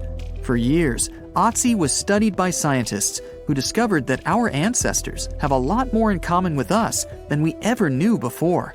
Otzi was covered in ink body art. Research done on the contents of his stomach revealed that his last meal was dry-cured meat, similar to the bacon we eat today. Otzi has at least 19 relatives living today, somewhere in Central Europe. Scientists were researching ancient squirrel burrows in Siberia when they came across something interesting. One of the squirrels had hidden away precious seeds deep beneath the ground. The seeds had been encased in ice for 32,000 years. The seeds were for the flower Silene stenophilia, which had long since gone extinct. Amazingly, scientists were able to recover plant tissue from inside the seeds and grow an entire crop of flowers. They've since reintroduced the previously extinct flower to natural habitats all across the world. In 1930, a team of Norwegian scientists sailed around the Arctic Ocean, conducting research on the seas and glaciers. They reached White Island, a dangerous and icy land no human had set foot on before, or so they thought. The scientists were shocked to discover the tip of a small boat sticking out of the snow. Frozen inside the boat, they found scientific equipment and various personal items, including a jacket monogrammed S.A. Andre. They had discovered the wreck of the famous Andre Arctic balloon expedition. In 1897, Swedish explorers, led by Andre, attempted to travel to the North Pole by hydrogen balloon. No one had ever heard from them ever again. People only found out what happened to them when the wreck was discovered 33 years later. It turns out that the balloon had crashed on White Island only 2 days after departing from Sweden. The explorers traveled along the island on a small makeshift boat, but were unable to make it any further. The best preserved woolly mammoth ever found was discovered in an area of permafrost in Siberia in 2010. Scientists named the frozen mammoth Yucca after the small village near where it was found. Yucca had been frozen for 39,000 years and is thought to have been around 6 to 8 years old. Because Yucca is so well preserved, it has been studied for years and provided new information about mammoths. In 2019, scientists reported that they were able to activate cells taken from Yucca's tissue. Maybe one day we'll have woolly mammoths roaming the land. From looking at pictures and videos of Antarctica, the continent appears to be freezing cold, covered in snow, and flat, except for a few small hills. Scientists believe that too. When studying the Gomburtsev Mountains in the early 2000s, they were shocked to discover that the small rocky hills were actually the peak of a gigantic mountain formation under a mile of snow. Using radar technology, researchers worked out that the mountains are really around 10,000 feet tall and sprawl across 750 miles. This is around the same size as the European Alps, except hidden under tons of ice and snow. At a gold mine in Siberia, a businessman was examining a nearby river when he noticed something interesting in the frost. It was a small woolly rhino calf that was later named Sasha. The woolly rhino has been extinct for 15,000 years. It's thought that Sasha could have been frozen in the ice for up to 39,000 years. Sasha is unique because it's the only full-body woolly rhino to have ever been discovered. Glaciers around the northern Italian town of Pelo have begun to melt. Artifacts from decades and even centuries ago have been discovered pouring out of the ice. Personal belongings from soldiers have been found, things like diaries, photographs, and even love letters. Historians have even uncovered an entire cabin preserved beneath the ice. The cabin was filled with hard metal helmets and clothes. In 1845, Sir John Franklin embarked on an ill-fated expedition to the North Pole. The crew traveled on 2 ships, HMS Erebus and the ironically named HMS Terror. The expedition met with disaster and both ships were lost to the icy waters. In 2016, the HMS Terror was discovered by a team of researchers. Despite being lost for 170 years, the freezing cold waters had maintained the ship in pristine condition. Scientists described the ship as frozen in time. Dinner plates and glasses were still on shelves, beds and desks were still in order, and even the passengers' luggage appeared to be in good condition. The HMS Erebus was also discovered nearby, but due to changing water conditions, the ship wasn't in great shape. The glacial ice surrounding a mountain passageway in Norway that was notoriously used by the Vikings has revealed hundreds of ancient artifacts. One of these artifacts was a giant unopened wooden box that was welded together. Researchers were beside themselves with anticipation, waiting to open this box. They believed it would be filled with Viking treasures or artifacts that would give us an insight into ancient society. When they opened the box, all that was inside was a plain old beeswax candle. It turns out that this box wasn't actually as old as they thought it was. By analyzing the candle, they discovered that the box dates back to the 17th century. The age of the Vikings had ended by the 11th century. It's likely that the candle box belonged to a farmer who was shipping it from his summer farm to his winter farm to light up the long nights. Every species on Earth, you, me, and that nasty neighbor of yours, is destined to go extinct someday. Just like what happened to the woolly mammoths and saber-toothed tigers. Stats aren't bright. Scientists say that 99% of all animals that ever lived are now extinct. Hey, what's that look on your face? Going extinct is not the end of the story. Now listen up. Mammoths might make the greatest comeback ever and even be the key to saving humanity. Nope, they won't give away free money so that we don't have to work anymore, but they can sorta help the weather situation on our planet. In the Arctic tundra, there's this ground called permafrost. It's like soil in the form of ice. Soil turns permafrost when it stays super cold for 2 years straight. But now, permafrost is actively thawing out, and it's bad news for, well, everyone. Because while thawing, it releases a lot of carbon into the air. But what if we had large animals like mammoths there today? They would churn up the soil. The ground would freeze more deeply in winter. And then, in summer, a layer of grass would help keep the ground cool and prevent the permafrost from melting. Some scientists think that's a great solution. So now there's a company in the US that's trying to bring mammoths back to life. Okay, you got me. Not actual mammoths, but a sort of hybrid between an elephant and 1% mammoth DNA. It would be a northern elephant. Getting mammoth DNA is easier than you might think. They actually only went extinct about 10 to 14,000 years ago. Scientists are hoping to have their first elephant-mammoth hybrid by 2027. Let's hope it doesn't turn into a real-life Jurassic Park. Australia. A nightmarish place and a home to the most fascinating creatures on Earth. But here, the sad fate befell the Tasmanian tiger, also known as thylacine. Don't mix it up with the Tasmanian devil. That one is living and thriving. Nope, the thylacine was a marsupial predator that used to chill in Australia, South Tasmania, and New Guinea. It was a nocturnal who preyed on other marsupials, like kangaroos. In the 30s, the farmers suddenly claimed that thylacines were eating their livestock. Looking back at it now, that was probably an exaggeration. But humans started to hunt poor thylacines until they were all gone. And then it turned out that hunting away the important predator isn't the brightest idea. Who would have thought? You see, thylacines kept things in check by eating bad animals. So once they disappeared, the Australian wildlife was basically doomed. 35% of total mammal extinctions on Earth happened here. That's an awful world record. I know it sounds gloomy, but hey, maybe we can fix this. Remember that company we mentioned? It wants to bring back the thylacine too. Luckily, many thylacine embryos are still preserved in jars, like some creepy pickles. If we bring them back to Tasmania, this could help revive the entire ecosystem.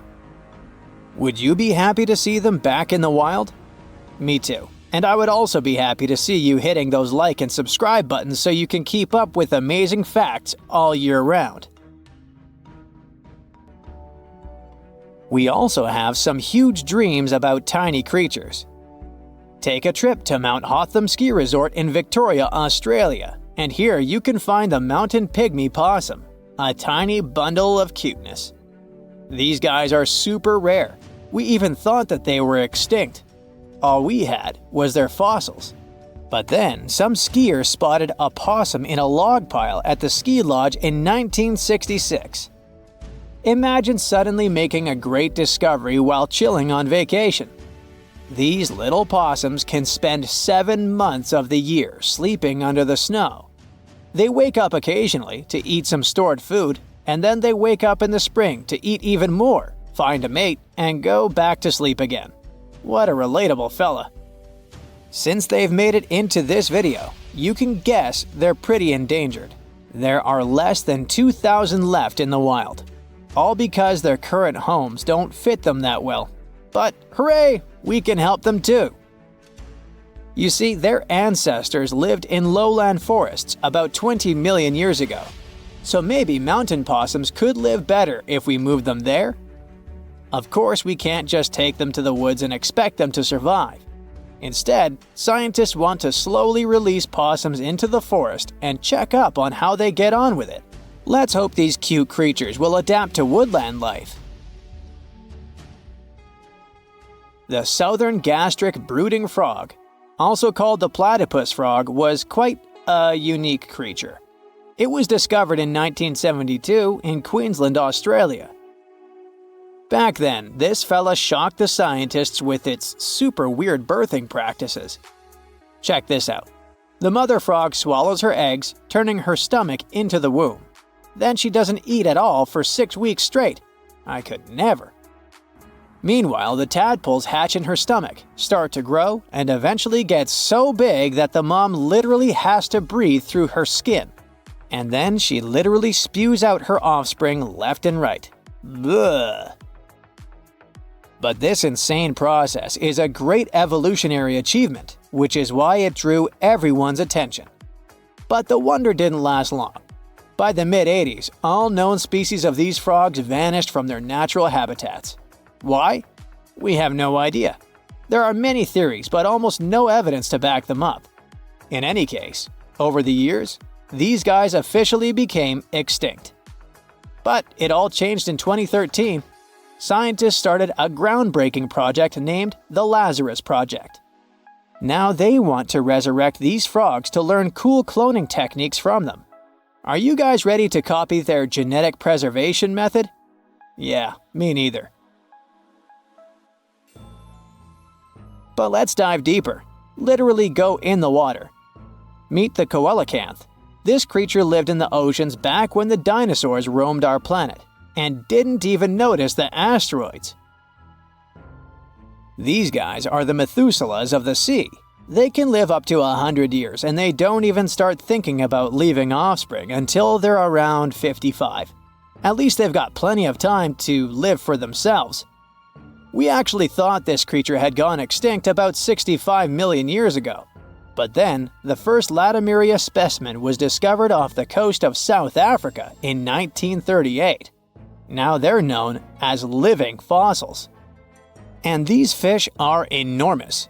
They weigh around 200 pounds. They're also super stylish, with those lobe-fished paddles that make them look like disco balls. Oh, and they're great aerialists. Thanks to those versatile fins, they can even do headstands and swim belly up. The coelacanth is also a bit of a homebody. It's not very energetic and likes to live in underwater caves during the day, only coming out at night to snack on smaller fish and squid. Another animal who's literally me. Now we're trying our best to preserve this species, and I won't be surprised if it outlives us all. And finally, let's talk about the largest and most awkwardly looking flightless bird from New Zealand. The South Island Takahe. The tale of the Takahe started way back in the Middle Ages. Humans accidentally hunted them all away, and by the late 19th century, it seemed there were none of them left. But then, they were rediscovered in New Zealand in 1948. Poor guys did all they could to hide from us in the mountains, but we still got them. But it's different now. Since then, we've been trying our best to save them from extinction. There's a Takahe recovery program going on, and it shows great results. They managed to greatly boost the number of birds in the wild. As of 2023, the Takahe population has grown to around 500 birds.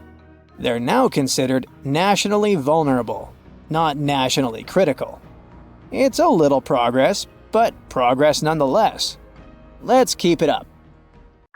Winds howled, snow swirled everywhere, and visibility dropped to almost zero. 17 climbers were trapped on top of Mount Everest, running out of oxygen. Did they have a chance to survive? And why would that day go down in history as the 1996 Mount Everest disaster? At the end of March that year, a team of 18 people led to the top by Rob Hall came together in Kathmandu, Nepal. The very next day, they began their 9-day-long hike along the Himalayan paths. By April 9th, they finally reached base camp, which is the starting point for climbing Mount Everest. The journey wasn't easy, and many team members got sick on the way from the altitude. At the same time, another climber, Scott Fisher, was leading his team of 19 people to base camp. When both teams arrived there, they started exercising and learned how to breathe where there wouldn't be much oxygen. On Rob's team, one climber got frostbite on some of his toes, and his throat froze, making it hard for him to talk. On Scott's team, one man had trouble breathing even while at base camp, so he had to use bottled oxygen there. Another severe problem happened with one of Scott's Sherpas. Those guys work as guides and porters for climbers in the Himalayas. They can carry loads up to 2 times as heavy as their own weight up and down the mountain. An average, physically fit adult man can carry a backpack loaded with a quarter of their body weight without a problem. So those Sherpas are really like real-life X-Men. They've also developed the superpower to survive low-pressure, low-oxygen conditions at high altitudes. Scientists suggest it's because they have lower oxygen concentrations in their blood and more oxygen flows to their muscles. It could also be their genes. In either case, one of Scott's superhuman Sherpas got sick and could barely breathe because of the thin air. He was forced to return to the hospital, but passed away several weeks later. Sadly, it wouldn't be the only demise on that tragic ascent.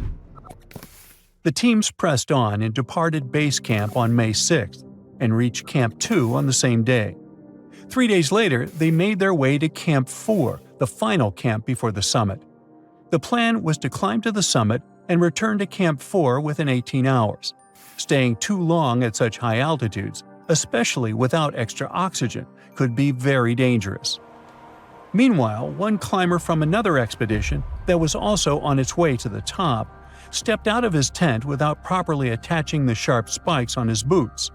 Without them, he slipped and fell into a deep crack in the ice on a steep part of the mountain. But after he was rescued, he still decided to climb down the mountain the next day and didn't survive. At that point, the teams were in the zone where there isn't enough oxygen in the air, so it's hard for the human body to survive. Some climbers from the groups met another team who were heading back down the mountain. They told them it was too dangerous to push on because of bad weather, but no one listened to the warning. At midnight on May 10th, climbers from different groups started their journey to the top. Each of them carried 2 extra oxygen tanks, but they knew the oxygen would run out by 5 p.m., so they had to climb up and get back down quickly. The Sherpas who helped set up safety ropes were delayed, so the climbers had to wait for an hour on the steep slopes. Some climbers were less experienced, which slowed the entire group down. The leader of the first group, Rob Hall, had told everyone to turn back by 1 or 2 p.m., whether they made it to the summit or not. Around 1 p.m., the first group of climbers reached the top of Mount Everest. Many climbers didn't turn around at the planned 2 p.m. deadline. Scott Fisher let his team keep going until after 3 p.m. Rob Hall and one of his climbers, Doug Hansen, didn't make it to the top until 4 p.m., far too late to start heading back safely. By then, the weather was getting worse. By 3:30 p.m., a storm began rolling in, and by 6 p.m., it had become a full blizzard. Some climbers got back to camp safely, but by 10 p.m., half of the group was still stuck in the storm. One group was stranded at 27,000 feet, just 200 feet from Camp 4.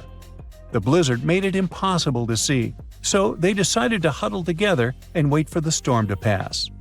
Rob Hall and Doug Hansen were stuck near a steep, icy section called Hillary Step.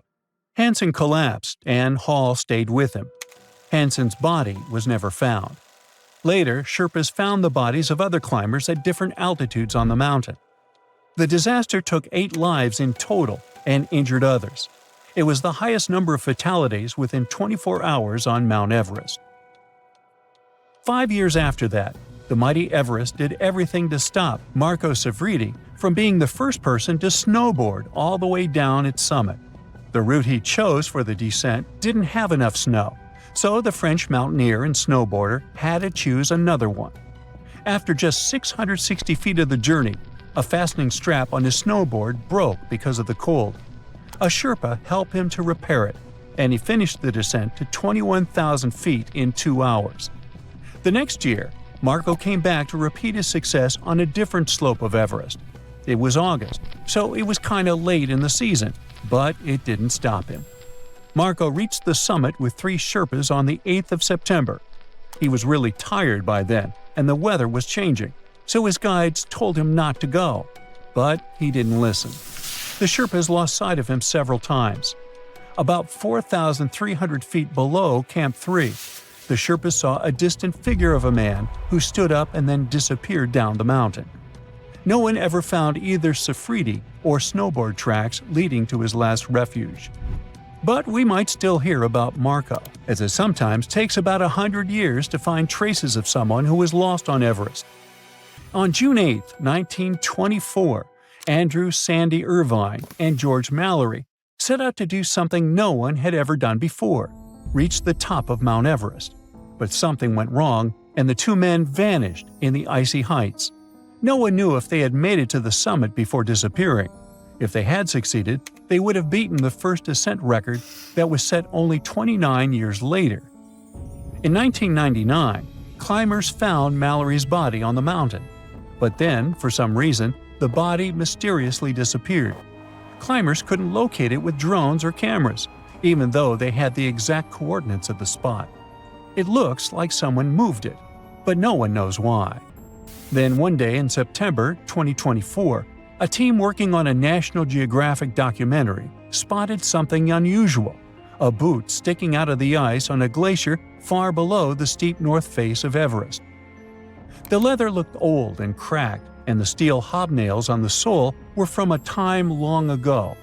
Inside the boot, they found a sock with a red label stitched inside. It said A.C. Irvine, confirming that these were Sandy Irvine's remains. A few days earlier, while hiking down the central Rongbuk Glacier, the team had discovered an old oxygen bottle from 1933. That bottle wasn't connected to Mallory and Irvine's climb, but it helped the team figure out where objects and bodies might fall if someone slipped down the mountain.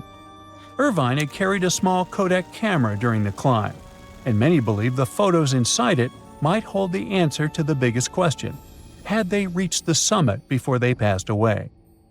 Members of Irvine's family have offered DNA samples to confirm his identity.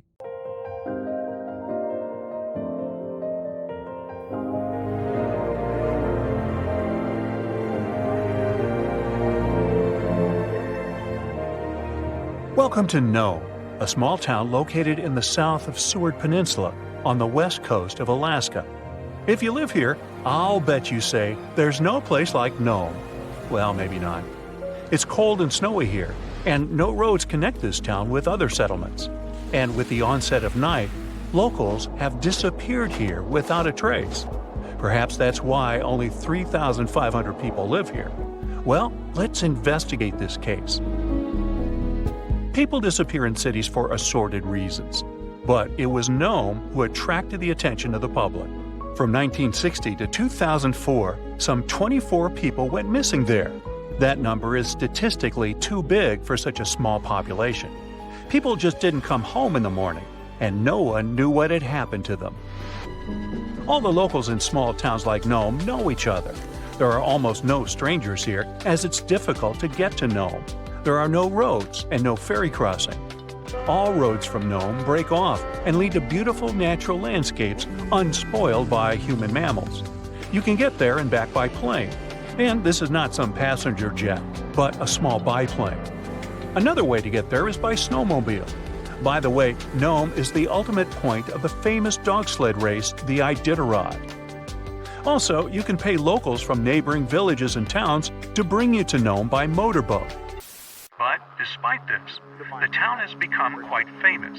The frequent disappearance of people finally got needed attention. The whole world found out about Nome, and in 2009, Hollywood even made a movie about it. For a long time, no one could solve the mystery. The police had no clues, no witnesses, nothing.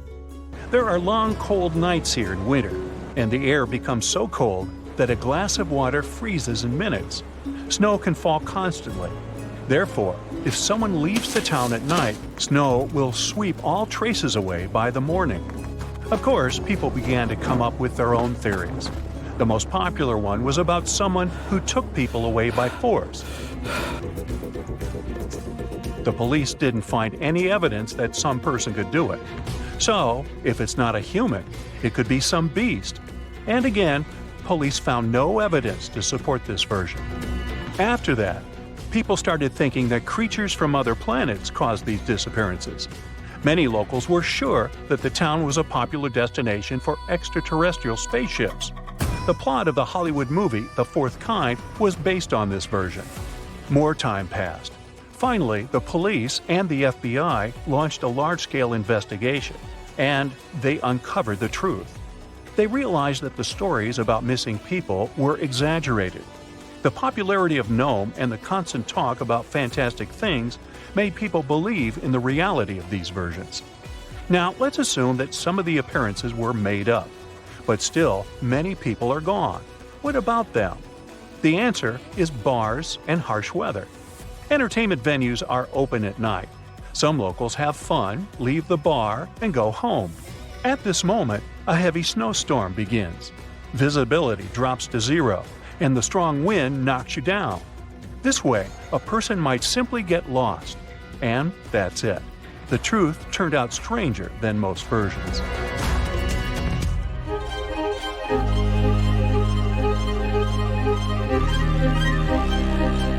The Bermuda Triangle is a big area in the Atlantic Ocean, so the disappearance of ships and planes there seems not so surprising. But it's much creepier when it happens on a lake. Let's visit the Lake Michigan Triangle. It's located between Michigan and Wisconsin. For a couple of centuries, terrible things have been happening here. People put the same legends around this place as around the Bermuda Triangle. They reported unexplained phenomena and saw flying objects above the lake's surface. Some believe that the triangle is a time portal. Of course, no theories have been confirmed, but strange cases have occurred on the triangle territory. One happened in 1950, when a Northwest Airlines plane with 108 passengers disappeared without a trace during a flight over the lake. Police officers saw a red light over the lake 2 hours after the plane's last communication. The aircraft probably crashed, but rescuers didn't find any passengers or wreckage. All that's left was just an oil stain on the water. Many ships and boats disappeared there, but one of the strangest cases occurred on April 28, 1937. It was midnight. One ship was sailing through this lake. Captain George Donner went to sleep in his cabin after a hard day's work. 3 hours later, the vessel was approaching the port. One of the crew members went to the captain's cabin to wake him up. The door was locked from the inside. The assistant knocked, but no one answered. When he suspected that something had happened to the captain, the assistant unlocked the door. He got into the cabin, but there was no captain there. He seemed to have disappeared into thin air. The crew couldn't find him. Since then, the eerie disappearance of Captain George Donner remains unexplained. Meet David Paulides. In 2008, he finished his career as a police officer and began to study the mysterious disappearance of people in Europe, the USA, and Canada. He found out that most people went missing in the U.S. national parks. Over the past 150 years, more than 1,100 tourists have vanished there. Many of them were experienced travelers who knew how to survive in harsh wild conditions. David has written about these mysterious vanishings. He pointed out that some of them didn't disappear but were found alive. They woke up somewhere in the forest and didn't remember what had happened to them.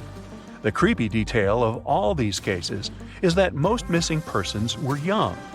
Another detail is that many went missing before hurricanes. There are too many riddles and not enough answers in this case. Then there's the Sargasso Sea in the northern part of the Atlantic Ocean. This is the only sea that doesn't have shores on land. It's called the sea only because it's defined by ocean currents. Also, golden brown algae grow in this area's bottom, making it seem like an orange spot in the middle of the endless ocean. The Sargasso Sea became famous because, in the 19th century, one of the most famous phantom ships in history sailed here. In 1872, a brigantine sailed through the Sargasso Sea. Its captain spotted another ship a few miles away. He lit a signal fire, but received no response. Then the captain decided to sail closer to find out what had happened. On the hull of the mysterious ship was the name Mary Celeste. The captain of the brigantine and several crew members went on board. They walked around the deck and looked into the cabins and the hold. Everything was in place, but there were no people. The cargo and barrels remained untouched, so pirates didn't attack the vessel. The only damaged thing on the ship were the sails. They were torn to shreds. All documents except the logbook were missing from the navigator's cabin. The last logbook entry was added on November 24, 1872. The crew of the ship was never found, and this was one of many cases. In the 20th century, from the 60s to the 80s, there were many reports of empty boats and yachts floating on the sea. Also, some entire ships disappeared without a trace. All these cases still remain a mystery. According to one version, the four-sided current forms water funnels. Whirlpools can quickly pull a ship into the depths of the sea. This explains the disappearance of boats. But what about cases when the vessel is still on the water without a crew? Sometimes these whirlpools can create wind vortices. They're like little tornadoes. What if these whirlwinds are powerful enough to throw people overboard and tear the sails? Yeah, the theory seems too fantastic. So, what do you think happened? You're walking along the riverbank. It's quiet, save for the water's peaceful burbling. The hot Georgia sun beats down on your neck. That's when you notice something strange on the ground. Looks like a quarter-sized black coin with a weird pattern on it. You bend over for a closer look. Is it a coin? This thing looks like an ancient seal with a symbol carved in it. It's probably from some long-lost civilization. You could sell it and make a fortune. You crouch down on one knee to pick up your newfound treasure. As soon as your finger touches it, you pull your hand back as fear wells in your gut. It's hairy. Whatever. Nothing a good cleaning won't fix. You go to pick it up again, digging your nails in the dirt around it to pull it out of the ground. That's when it moves. Your heart jumps in your throat. It's pounding so hard you can feel it in your head. The fear turns to horror when the coin wiggles its way out of the ground. It's no ancient treasure. It's a huge spider. A ravine trapdoor spider, to be precise. This hard, coin-looking growth on the back of its body serves as a shield. The eight-legged terrors burrow into the ground and plug it like a cork, so hungry enemies can't get to them. Or, giant confused humans like you. The spider is venomous, but its bite isn't toxic to humans. Whew, lucky you. But I didn't say you wouldn't feel it. Best stay away from those sizable pincer-like fangs. Ow! Well, so much for your riches. Perhaps fortune awaits you in Mexico's Baja California peninsula. You're walking on dried-up ground when you notice a long white stripe up ahead. You get closer. Oh, looks like a super long worm, you think to yourself. But it doesn't move like any worm you've ever seen. That's when you see it has arms and a head. This pale creature with black beady eyes is a Mexican mole lizard.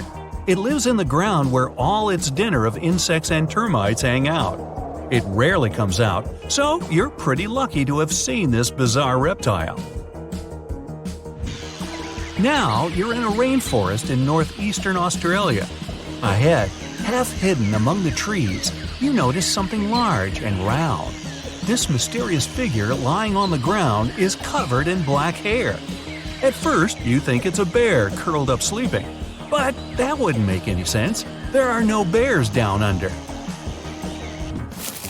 You're getting closer when a twig snaps under your foot. The thing hears you and springs to its legs. It turns to you, and you now see this is a bizarre and beautiful bird. That black hair is actually a thick coat of long, fine feathers. This formidable fowl has a bright blue head with a large horn on top. Is that a trumpet? No. It stands on two powerful legs with a dagger-like claw on each foot that can be as long as your hand. Take away those feathers, and you might mistake this thing for a velociraptor.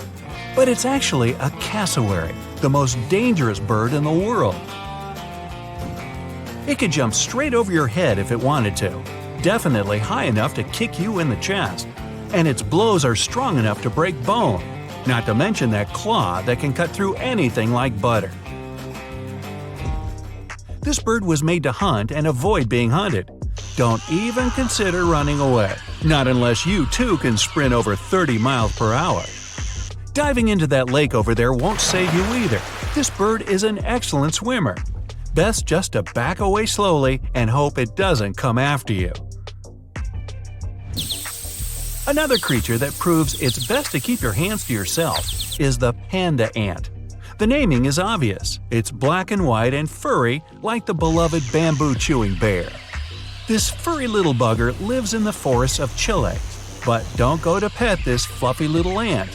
What you're looking at is no ant at all. It's a species of wasp.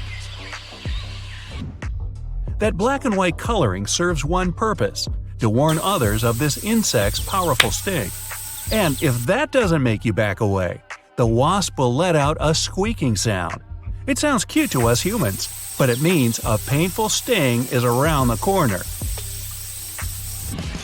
These insects are loners. They don't live in colonies and don't have nests. They're also parasites.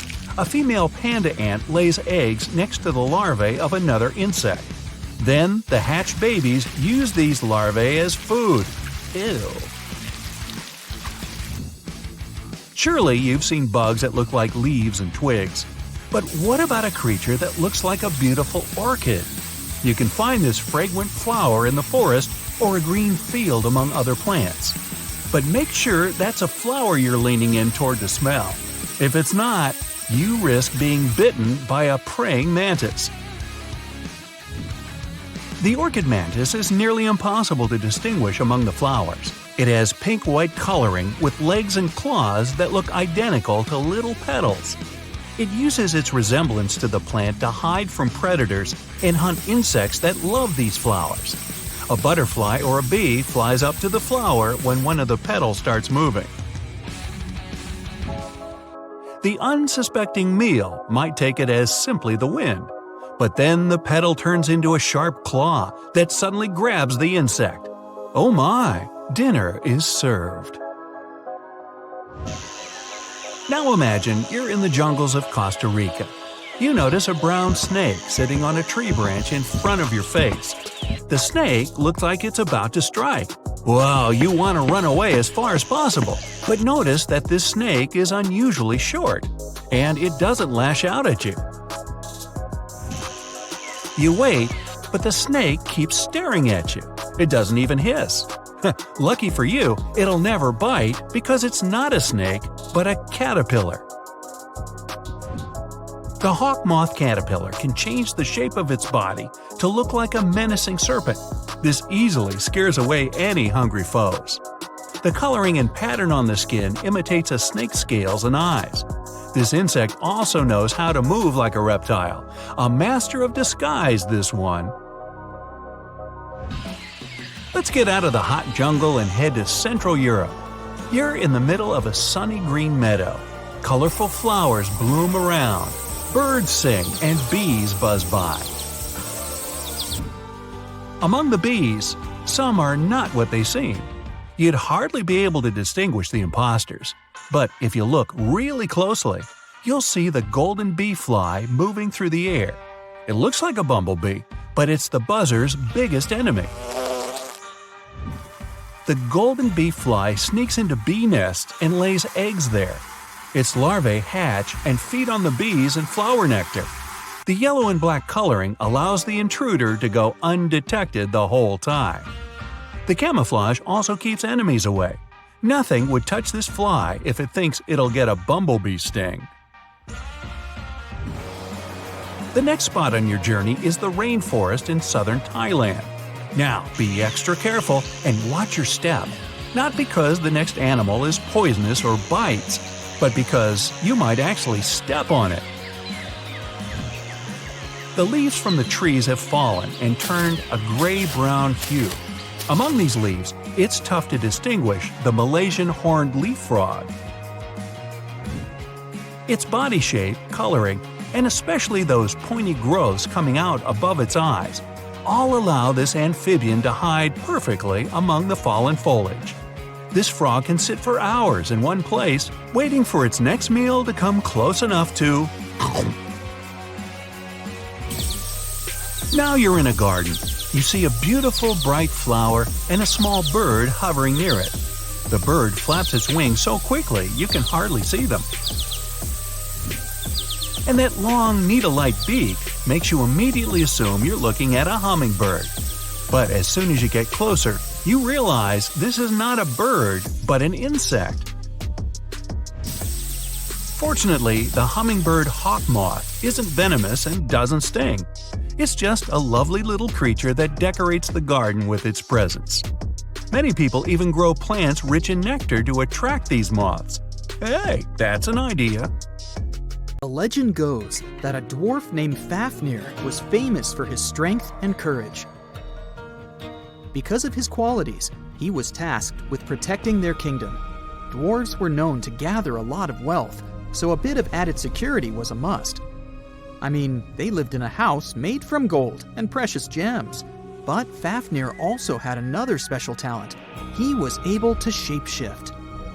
Tricked by Loki, the Norse spirit of mischief, Fafnir was taken over by his greed and the shine of his father's treasure. He decided he did not want to share any of it, not even with his father or his brothers. He stole it and ran away all by himself to a place he'd be hard to find, the middle of the desert. To protect his wealth, Fafnir transformed into a huge dragon. His new appearance looked like a huge snake, powerful and scary. His magical powers did not end there, though. Because the dragon couldn't fly, he also spread poison all around his new home, so no one had a chance to survive if they wanted to take his gold away. Fafnir was soon defeated by a young hero named Sigurd. The legend of Fafnir tries to explain why family is more important than greed. It also shows the many magical powers dragons possess. But the most interesting part is that it's quite a good example of how dragons came to be in our tales. But hey, this is just one of the many stories mentioning dragons. Just switch on your TV or peek into any bookstore, and you'll surely stumble upon dragons somewhere. Variations of dragon-like creatures have been described in stories from all over the world, from Asia to Northern Europe. Most of these creatures are depicted with reptile-like bodies, wings, and claws. And the scariest trait of them all, they can breathe fire out of their mouths.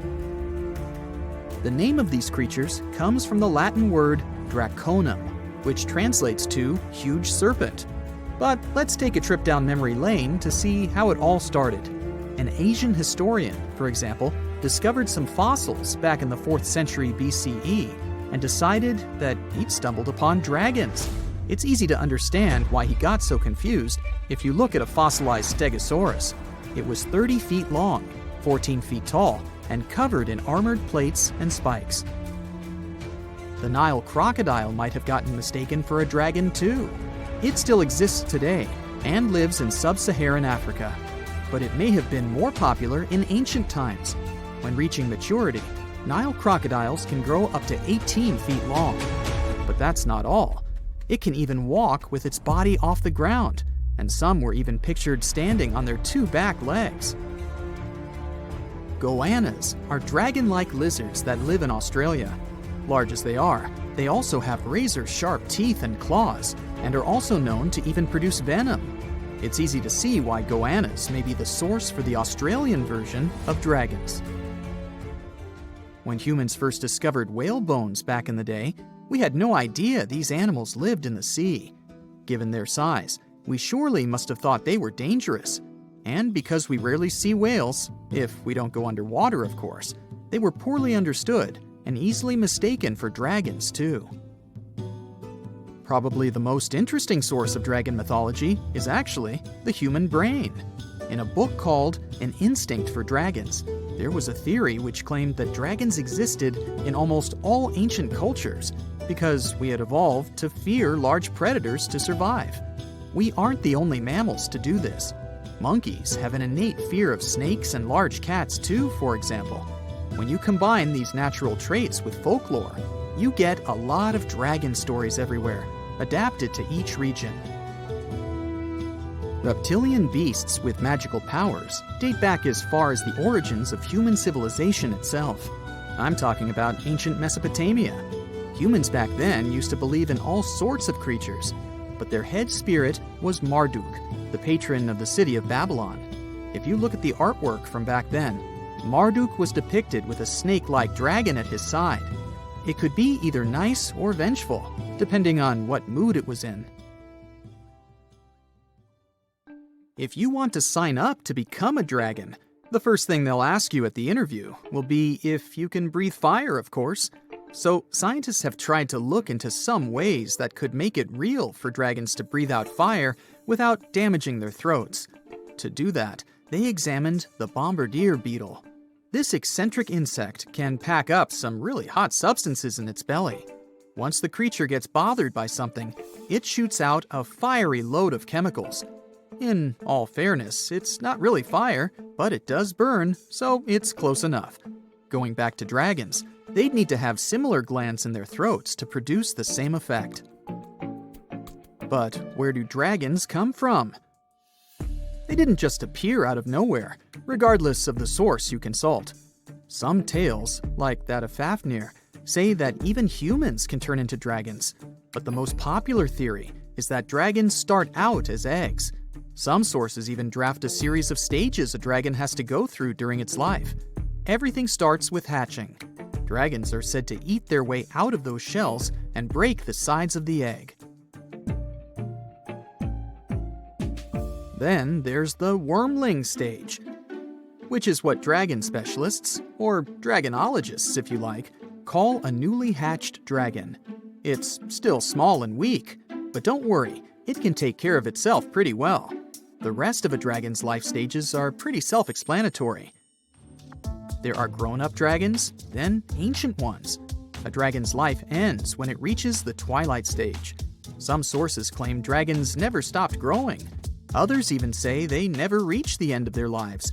They just pass on to another type of spiritual existence. Dragons are known to be the symbol of a lot of different things, but that all depends on their origin. In some regions of Asia, they are known to bring luck, power, and wealth. To become a powerful warrior in Britain, you'd need to first defeat a dragon. That's why you often see them on flags. The flag of Wales, for example, has a large red dragon on a green and white background. Western stories aren't as nice to dragons. They are often seen as evil and vengeful. Another myth associated with dragons is that they love gold and precious stones. This greedy side of their temperament seems to date back to ancient Greece, where dragons were tasked with guarding treasures. Some of these guarding dragons were seen in such tales as The Hobbit and in the Harry Potter series. As for dragons' magical abilities, they also vary a lot. Some were said to have blood with supernatural properties. Some were rumored to be able to speak. Others were famous for their wisdom. A lot of dragons in ancient literature could fly or shapeshift, even into humans. Some real-life creatures got their names thanks to bearing a resemblance to dragons, like the dragonfly that has more than 5,000 subspecies we know about. It got its name from folklore tales, as Europeans in the Middle Ages saw it as an evil insect. Dragonflies were accused of some really nasty things, like biting people's eyes and mouths. But the creature that resembles mythical dragons most is a reptile called the flying dragon. They're seen in wooded areas of Southeast Asia. They don't really have wings per se, but parts of their ribs are elongated to support some extra skin that allows them to leap through the air between trees. Those wings are also brightly colored and contrast with their brown bodies.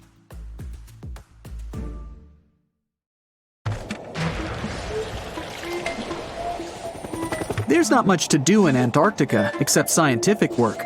You could check out the wildlife, like some cute penguins and seals, and you'd get to see the occasional whale swimming around. Antarctica is one of the biggest lands out there that's only inhabited by scientists and researchers from all over the world. These scientists dug a hole through some pretty thick ice to study the ancient air and how the atmosphere cleans itself. They used a special drill and dug a clean cylindrical hole 450 feet below the surface. Some of this ice can be up to 800,000 years old and is a good indicator of what the climate was like in the past. It's like checking out tree rings to determine how old a certain tree is, except it's more complicated than that. After the effortless digging, they decided to drop some ice to the bottom of the hole to see what would happen next. They heard some really unusual sounds.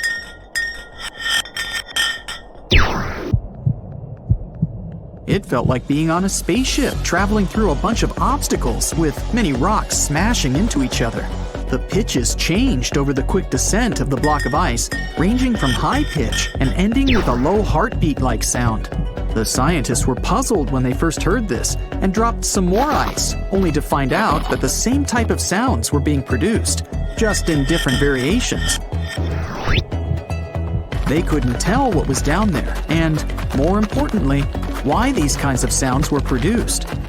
Antarctica boasts quite a few volcanoes, many of which are under super thick sheets of ice. Scientists discovered 91 volcanoes and claimed there could be more, potentially making it the most extensive volcanic region in the world. While they were doing regular scientific research, they came across many unmistakable large cone-shaped figures underground. Some were as deep as 2 miles in the ice. Some of the peaks were over 3,000 feet tall and dozens of miles across. But on the surface, it's as plain as a sheet of paper. They may have dropped that block of ice inside an actual volcano that they were standing on, but it's unlikely. Even though the underground volcano presence was discovered by accident, there's a small chance they were actually standing on one where they had their workstation set up. It's more likely that they worked in an area where studying ancient climates is easier and less dangerous than other places. They collect ice samples and study them in a lab. It's like discovering a prehistoric insect embedded in amber millions of years ago when dinosaurs used to roam the land. But instead of little bugs, scientists study ancient dust, air bubbles, sea salts, volcanic ash, and anything else that may have come from the environment. They can practically tell how the climate was during that time. These ice samples might show that Antarctica's western ice sheet melted when the Earth's climate warmed up. If it did, then it's likely to happen again. That would mean sea levels rising, affecting coastal cities and small remote islands. But scientists aren't sure it's true, despite some evidence to back it up. The process of studying ice samples can take a week or even a year, depending on what they find. They crush or melt the sample bit by bit. And like those tree rings, the deeper the layer, the further we go back in time. In order to study ancient bubbles trapped in ice, researchers have to crush the samples under a vacuum hood to keep the air out while extracting the air and putting it in vials. There are various instruments and devices to study the ice samples, but because it's so sensitive to damage, each measurement must be in a clean room setting so that nothing gets compromised. The scientists have to wear proper bodysuits and many layers of gloves and constantly get ventilated. Even something as tiny and insignificant as a fingerprint can ruin a sample. They look for certain patterns to see changes in the atmosphere's composition and temperature. But dropping a few blocks of ice down a hole wouldn't be so bad. The reason why it made such a peculiar sound is the same reason why a moving car sounds different when it's honking than when it's stationary. The scientific word for it is the Doppler effect. It's an obvious change in the frequency of a wave with respect to an observer who is moving relative to the wave source. The effect doesn't mean the frequency of the sound changes, it just shifts. And this can be said about other types of waves, like water and light. But sound waves are the most popular ones when it comes to the Doppler effect. So, when the scientists dropped the ice block down the bottom of the hole, the sound waves traveled back up and bounced around the narrow tube where they drilled. That's why they got the pew pew sound. Let's not forget that this ice block traveled 450 feet beneath us. Oil ships dig holes in the oceanic crust that go thousands of feet beneath the Earth. The Kola Super Deep Borehole in Russia is the deepest hole ever made by humans. It goes more than 40,000 feet below the surface and took almost 20 years to reach 7.5 miles. Below it is only half the distance to the mantle. In terms of the whole Earth, this very deep hole is literally scratching the surface. This wasn't a hole to dig for oil, and wasn't in the ocean either. The drilling was stopped in 1992 when the engineers found out that the temperatures were 100 degrees Fahrenheit higher than they predicted. And then it was abandoned, and it's just been a barren hole now. But that's the closest we've dug to the center of the planet. The scary thing is that some of the workers on the site could hear voices coming from within. All the way in Yemen, an ancient hole exists in Barhout, in the east of the country in the middle of the desert. It's actually closer to Oman than to the capital Sana'a. This hole has puzzled experts and locals. Unlike the holes in Russia and Antarctica, this wasn't man-made. Or was it? It's been around for many years, and the locals try to steer away from it. They don't even like talking about it, since they claim it brings bad luck to those around it, or to whoever utters its name. They claim it was created as a prison for spirits, but many rule that out. The hole is 98 feet wide and somewhere between 330 to 650 feet deep. You can also hear strange sounds coming from the inside. But according to some scientists, the well has little to no ventilation and barely has any oxygen down there. So it's unlikely that anyone or anything lives down there. The Challenger Deep in the Mariana Trench caught some low-pitched grumble sounds in March of 2016. Some of these grumbles were followed by screeches. They caught these sounds in a span of weeks, using a titanium-encased microphone so that the immense pressure of the lowest point on Earth wouldn't crush it. They had to lower it slowly as well, since it's 1,000 times the atmospheric pressure at sea level. For 23 whole days, the microphone recorded typical sounds of whales passing by and boats sailing across from above, and even rumbles of nearby earthquakes, but they still couldn't determine what caused those initial sounds. The researchers couldn't understand if the noise from the bottom of the Mariana Trench was caused by humans or was natural. They also wanted to know if these sounds affected marine life, like dolphins and whales that rely on echolocation. They still can't figure it out, but scientists estimate that the ocean is about 10 times noisier than it was 50 years ago. With technological developments in shipping, submarines, and underwater construction, the ocean will only get louder with time. Northern lights come with sounds, which nobody talks about. They're usually audible when the auroras are at their most powerful presence. Scientists were always puzzled as to what caused the faint popping and crackling, even though they were very far above us. They used some special microphones and found out that the sounds came just 230 feet above us, which is pretty low. They're caused by electrical charges gaining power in a specific region of the auroras. The electrical charges are disturbed by magnetic storms that fire up the northern lights. As a result, some tiny sparks are released into the atmosphere, causing the faint crackling and popping noise. A man went for a walk not far from Buenos Aires in Argentina and found something that looked like a dinosaur egg lying in the mud. When he shared his find with his family, everyone thought it was a joke, but it was actually very real. Except it wasn't a dinosaur egg, but a glyptodont shell.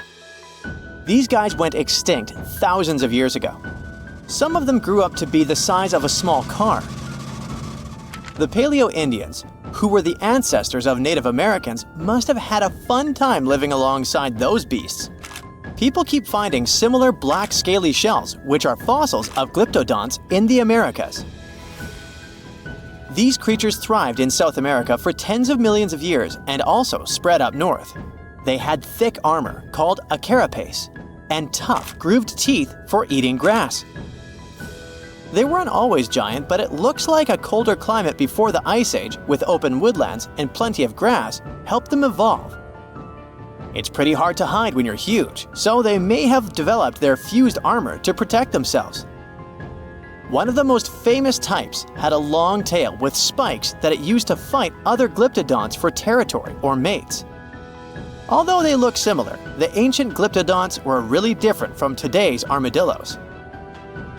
Glyptodonts had a hard, heavy armor made of fused plates, and today's armadillos have flexible armor and can roll up into a ball to protect their soft tummies. Plus, glyptodonts ate grass using their grooved teeth, and armadillos prefer insects for lunch. But despite all the differences, recent studies of their DNA showed that glyptodonts actually belonged to the armadillo family. If you think the glyptodont was scary, just wait till you meet the giant short-faced bear. This bad guy grew to almost twice the height of Michael Jordan when it stood on its hind legs. It also weighed over 1,500 pounds, and it was able to run at the speed of over 40 miles per hour. This bear preferred meat to all other foods. Even its skull and teeth were designed for slicing through meat, and it had forward-facing eyes that gave it sharp vision.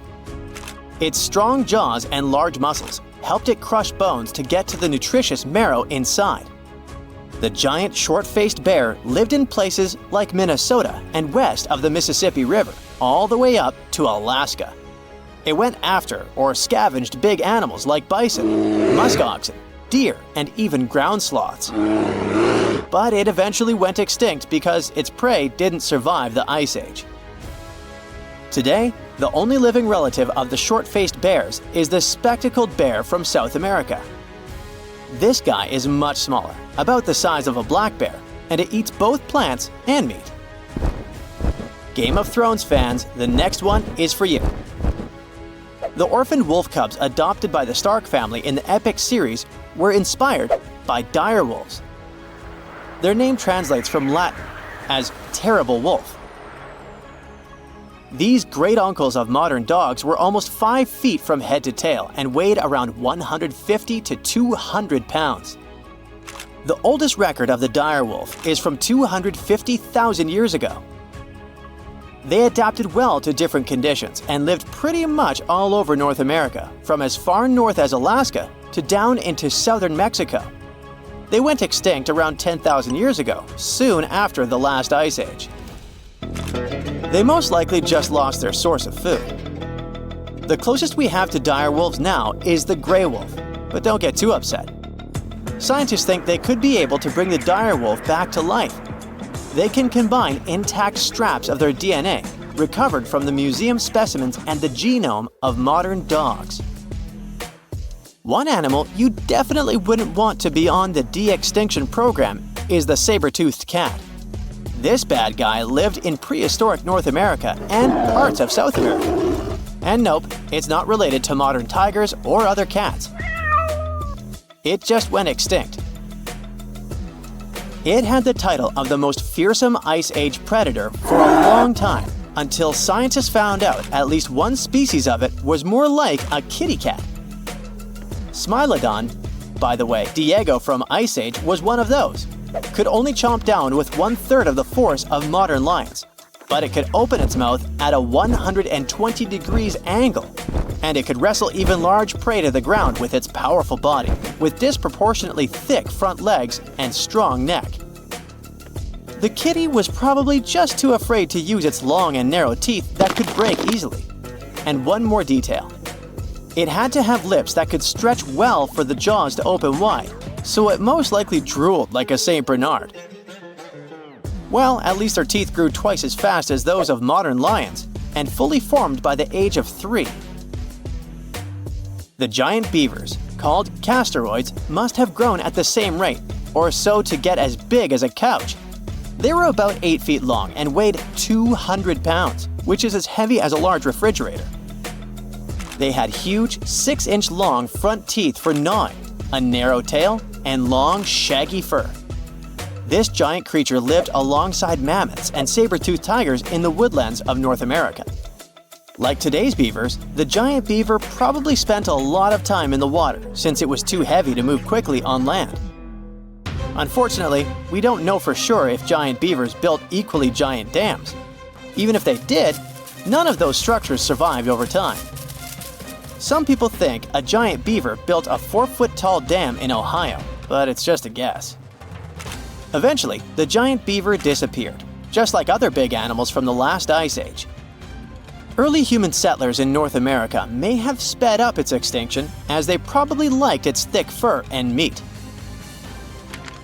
By the Ice Age, mastodons, some remote offsprings of the early elephants from Africa, crossed a land bridge that once connected Siberia and Alaska and made it to North America. Mastodons, like woolly mammoths, had thick, shaggy fur that helped them keep warm in the cold climate of the Ice Age. But unlike the mammoths, who mostly grazed, mastodons were mostly browsers. They like to eat leaves from shrubs and the lower branches of trees. Scientists often find woolly mammoth fossils together, which means they probably lived in groups, like family herds. Mastodon fossils are usually lying alone. This means they may have preferred living on their own and only came together to mate or for a short time with their young. Sadly, both mastodons and woolly mammoths went extinct around 11,000 years ago, not long after the Ice Age. Scientists think this may have happened because of changes in weather patterns, fewer food sources, and possibly early humans. They figured out that one mastodon could feed a tribe for a week and dress them for years. You can mostly find camels in deserts in places like North Africa and the Middle East now. But scientists believe they actually came from North America, especially the lands west of the Mississippi River. Fossils show that camels appeared on Earth about 44 million years ago. In 2015, a team of scientists from the University of Louisiana discovered the bones of a giant ancient camel in Oregon. This camel was between 12 and 14 feet tall, like a modern giraffe. It lived around 7 million years ago and had a long neck to help it reach high plants. About 6 million years ago, some early camels crossed into Asia over the Bering Strait land bridge. Once they arrived in Asia, these camels split into 2 types we know today: the Bactrian camel with 2 humps and the dromedary camel with 1 hump. You won't find wild camels in North America anymore, but some of their relatives, such as llamas, alpacas, and guanacos, still live in South America.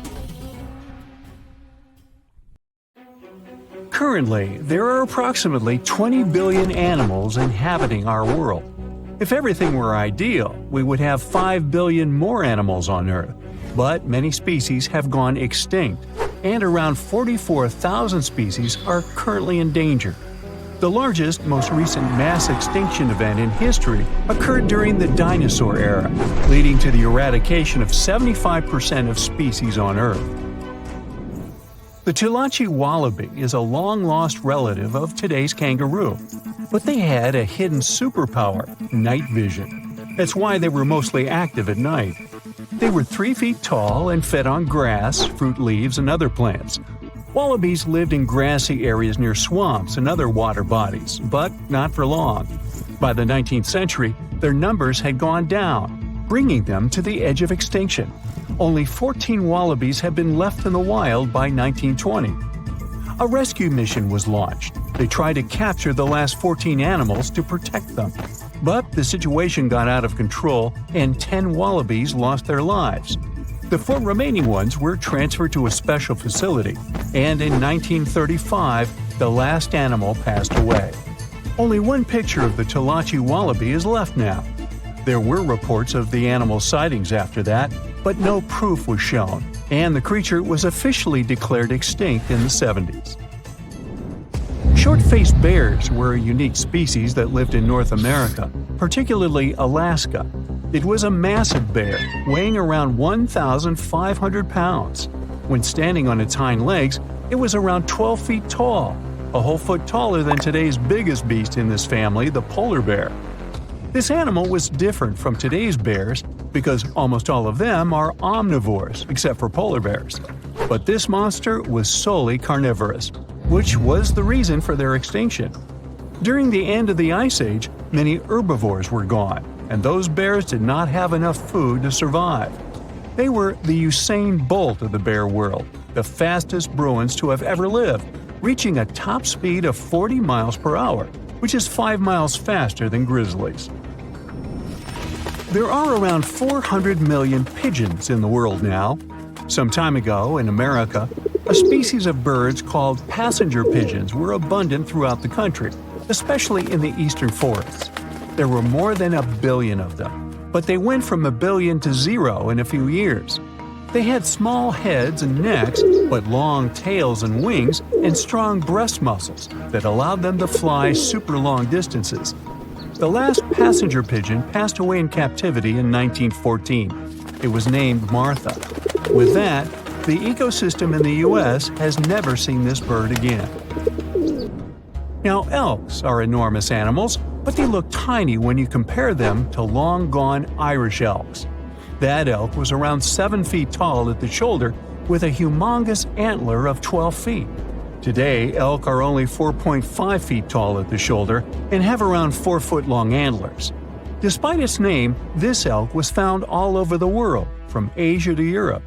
It got its name because, in Ireland near Dublin, researchers found a perfectly preserved specimen. Since then, it's been called the Irish elk. The last one passed away in Ireland. The main reason for their disappearance was their inability to adapt to changes. When the Ice Age ended, the elk could not survive and became extinct. Now, somewhere deep in the forests of Costa Rica lives the interesting-looking golden toad. It was discovered in 1966 in one particular spot where all toads would gather to mate. In 1967, a large population of this golden nugget was noted in that same spot. But the following year, only 10 to 11 toads were seen, and the year after that, in 1968, only one lonely male toad showed up at the spot. For years, there were searches for golden toads. In 2004, the toads were officially declared extinct. Humans were not responsible this time. The drought in the area in the 80s had a significant impact on the toads. Still, the last straw was the arrival of a new fungal species that caused the animal's skin to thicken, eventually leading to the toad passing away. This chytrid fungus is responsible for the extinction of more than 90 frog and amphibian species, becoming one of the biggest threats to their lives. Now, Canada is a very cold country, no surprise there, and nobody would expect tropical birds like parrots to live there. However, there was a parrot species that lived in America and some parts of Canada. I'm talking about the Carolina parakeet. Those were truly beautiful birds with orange-yellowish heads and green bodies. Their favorite rest spots were big trees alongside rivers. This parrot's favorite food was cocklebur seeds, which are poisonous to us, but the bird had no problem eating them. Also, they used the dangerous cockleburs as a defense mechanism. After they ingested loads of them, their meat became poisonous, and predators do not enjoy eating toxic birds. Carolina parakeets were abundant. There were millions of them. But since the Ice Age, their numbers had been gradually going down because of natural reasons, mainly temperature. By 1935, no such parakeets were left in the wild. Today's African lion had a much more prominent and notorious cousin, the Barbary lion. Those cats were mentioned in many famous old books. They were described as mean, terrifying beasts. It's believed that they were the largest lion species ever. Those big cats weighed around 600 pounds and were 9 feet from the head to tail. Unfortunately, this lion was declared extinct in the 90s due to many factors. Today, we only have one photo of this animal taken from a plane. Paradise parrots were native to Australia. They were genuinely amazing birds with captivating colors. What was unique about them was their nesting habits. They only nested in termite mounds. This parrot was always on the edge of extinction, and the reason for that is still unknown. Mice, rats, and other animals also hunted them, and it added fuel to the fire. The last bird was spotted in the year 1972. Since then, paradise parrots have only been seen in museums.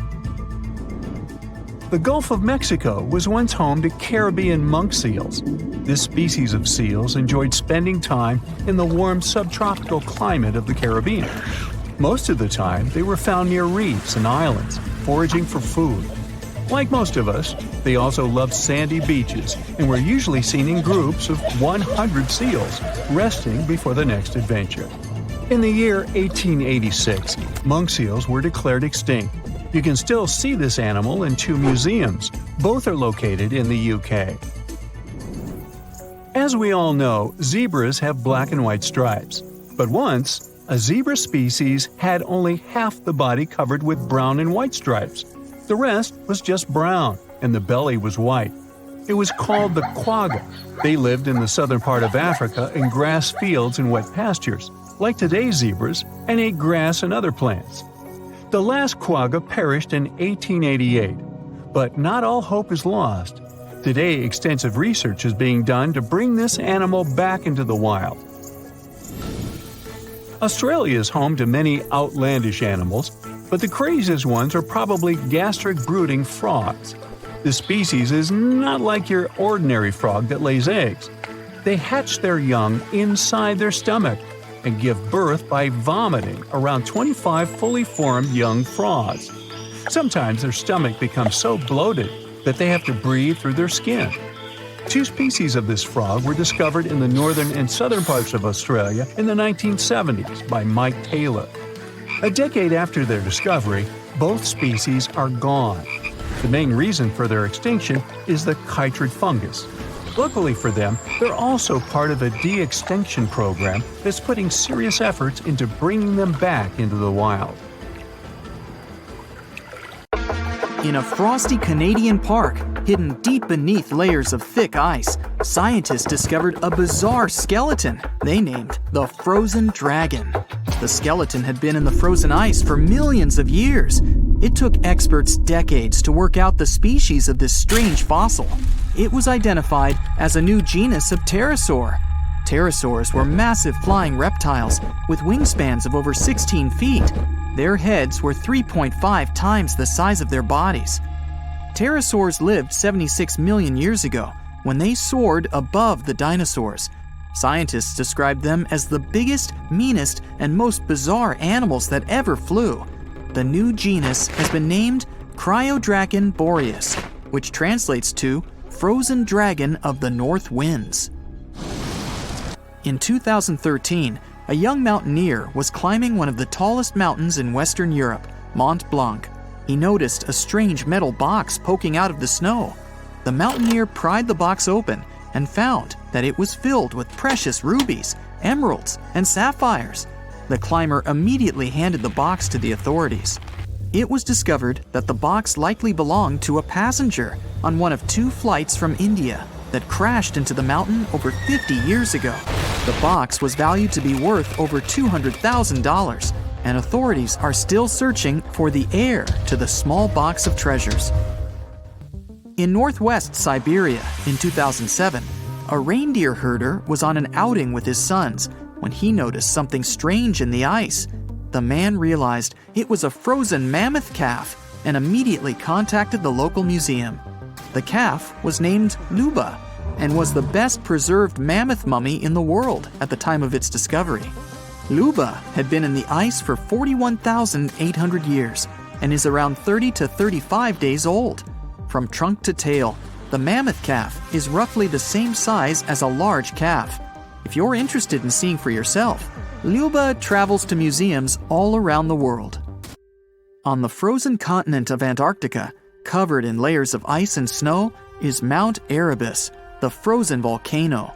The volcano was discovered in the middle of an eruption in 1841 by explorers on an Arctic expedition.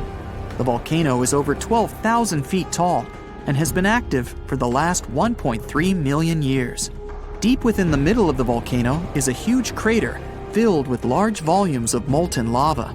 The volcano has occasional explosions, which means it's classified as being in continuing eruption. However, these eruptions are nothing to worry about because they're generally rather small. Back in 1991, two hikers were traveling across the Italian Alps when they stumbled across a body that they presumed to belong to a recently lost hiker. The duo trudged back down the mountain to report their unfortunate findings. Once the remains were recovered, it was clear that the body was not recent at all. Scientists determined that the Iceman was more than 5,000 years old and named him Otzi. The discovery was unlike anything scientists had ever before seen because the body was so well preserved. For years, Otzi was studied by scientists who discovered that our ancestors have a lot more in common with us than we ever knew before. Otzi was covered in ink body art. Research done on the contents of his stomach revealed that his last meal was dry cured meat, similar to the bacon we eat today. Otzi has at least 19 relatives living today, somewhere in Central Europe. Scientists were researching ancient squirrel burrows in Siberia when they came across something interesting. One of the squirrels had hidden away precious seeds deep beneath the ground. The seeds had been encased in ice for 32,000 years. The seeds were for the flower Silene stenophilia, which had long since gone extinct. Amazingly, scientists were able to recover plant tissue from inside the seeds and grow an entire crop of flowers. They've since reintroduced the previously extinct flower to natural habitats all across the world.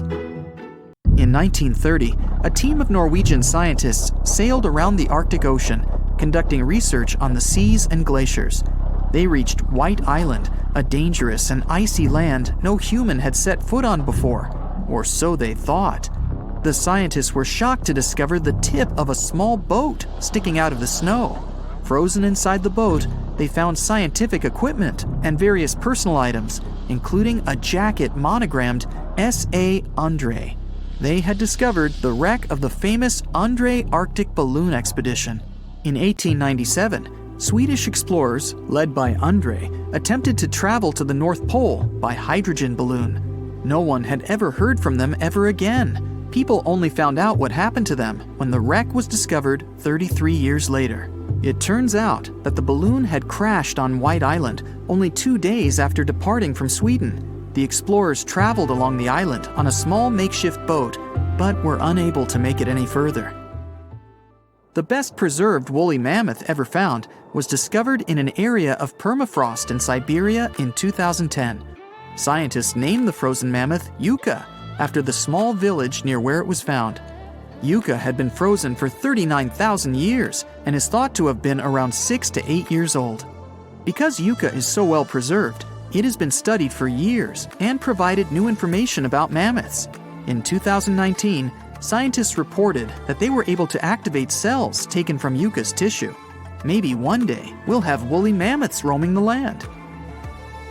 From looking at pictures and videos of Antarctica, the continent appears to be freezing cold, covered in snow, and flat, except for a few small hills. Scientists believe that too.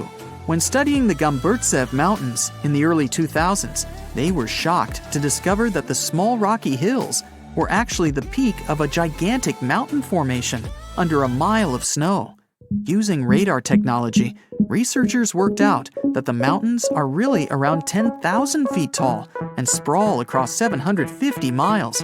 This is around the same size as the European Alps, except hidden under tons of ice and snow.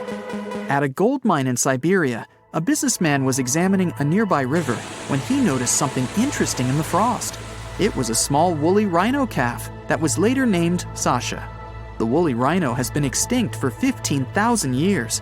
It's thought that Sasha could have been frozen in the ice for up to 39,000 years. Sasha is unique because it's the only full-body woolly rhino to have ever been discovered. Glaciers around the northern Italian town of Pelo have begun to melt. Artifacts from decades and even centuries ago have been discovered pouring out of the ice. Personal belongings from soldiers have been found, things like diaries, photographs, and even love letters. Historians have even uncovered an entire cabin preserved beneath the ice. The cabin was filled with hard metal helmets and clothes. In 1845, Sir John Franklin embarked on an ill-fated expedition to the North Pole. The crew traveled on two ships, HMS Erebus and the ironically named HMS Terror. The expedition met with disaster, and both ships were lost to the icy waters. In 2016, the HMS Terror was discovered by a team of researchers.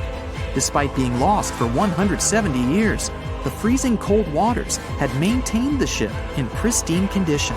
Scientists described the ship as frozen in time. Dinner plates and glasses were still on shelves, beds and desks were still in order, and even the passengers' luggage appeared to be in good condition. The HMS Erebus was also discovered nearby, but due to changing water conditions, the ship wasn't in great shape. The glacial ice surrounding a mountain passageway in Norway that was notoriously used by the Vikings has revealed hundreds of ancient artifacts. One of these artifacts was a giant unopened wooden box that was welded together. Researchers were beside themselves with anticipation, waiting to open this box. They believed it would be filled with Viking treasures or artifacts that would give us an insight into ancient society. When they opened the box, all that was inside was a plain old beeswax candle. It turns out that this box wasn't actually as old as they thought it was. By analyzing the candle, they discovered that the box dates back to the 17th century.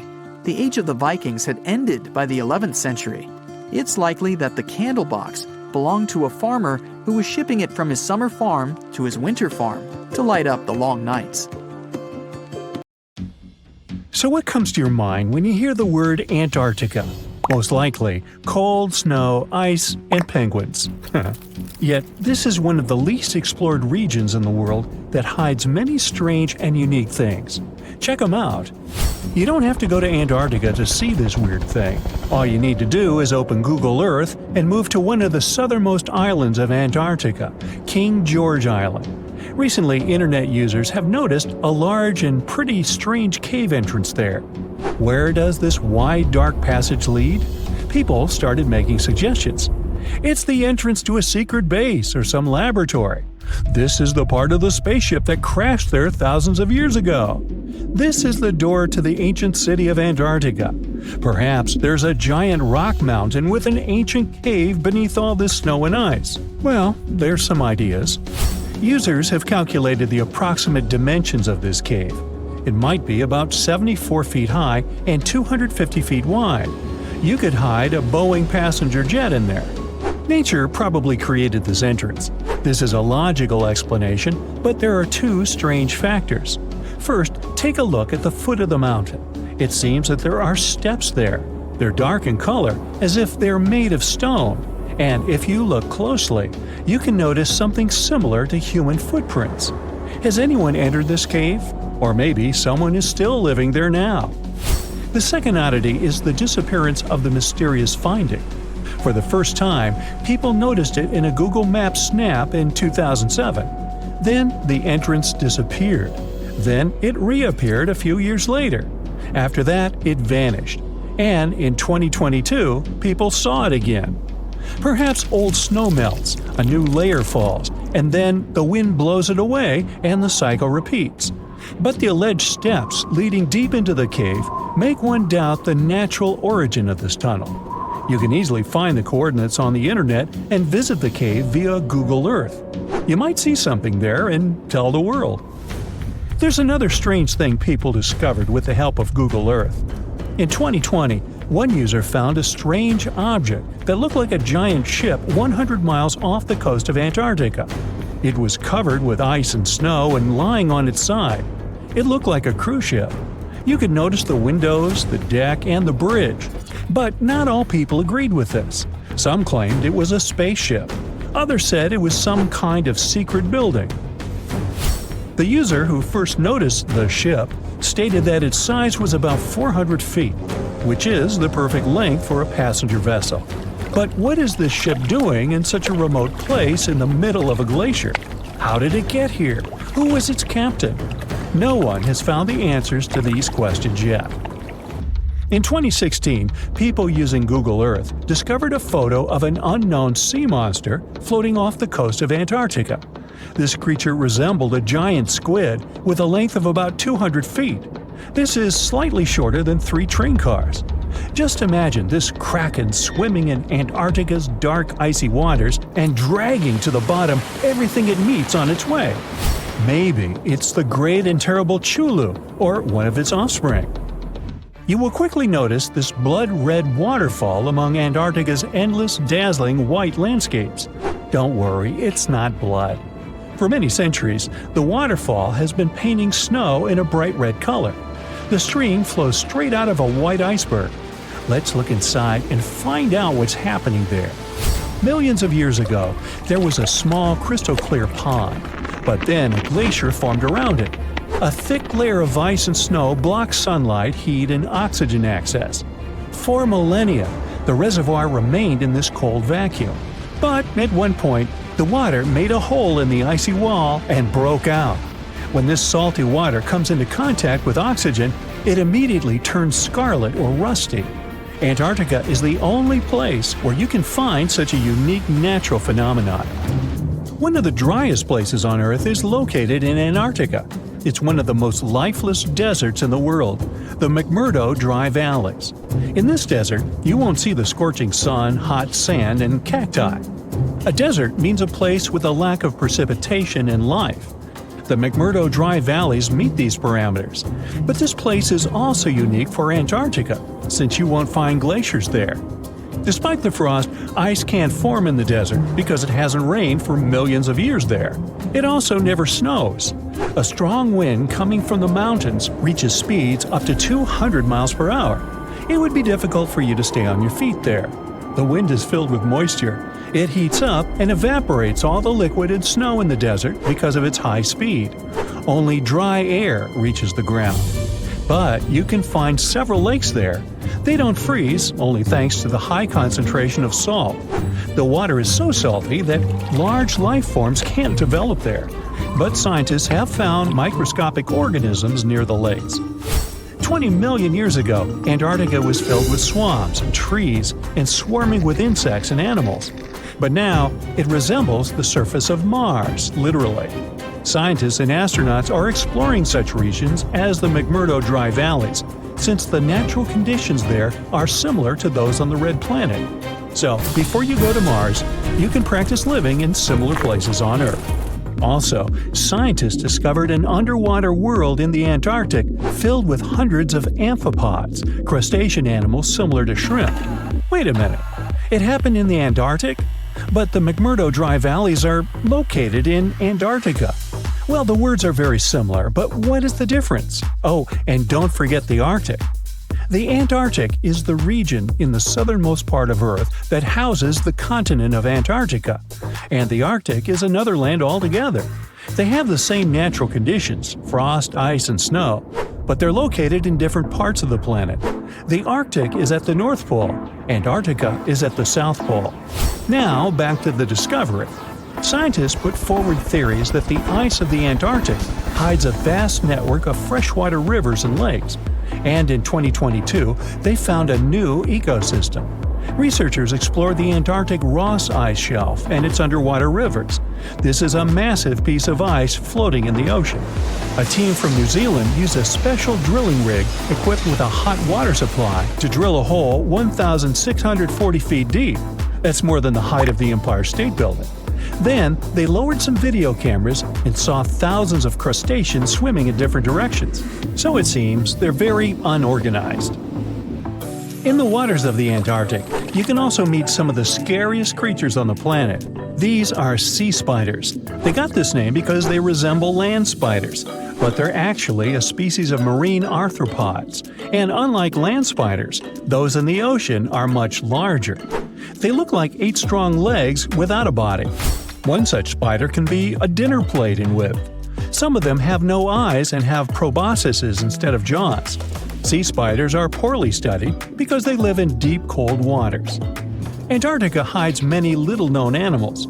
There are long tunnels in its glaciers leading to scary darkness. On this cold continent, people have found the remains of giant dinosaurs and other ancient creatures, such as the ancestors of modern ducks. Many underground rivers and lakes hide unexplored wildlife. Even the ice here can be weird. Take a look at these striped icebergs. They have blue, black, green, and turquoise shapes. The color depends on the conditions of the water during freezing. For example, green lines appear because of algae, blue ones form when the water freezes too quickly. Okay, I'm freezing. Time to go thaw somewhere warmer. Hawaii. Yeah. It looks idyllic. A vast green field with granite cliffs in the background and a river flowing through the landscape. You can see birds flying and people having a picnic. But then, a scream cuts through the laughter. No, you're not watching some horror movie. This is what happened to a visitor who found a severed hand in Yosemite National Park.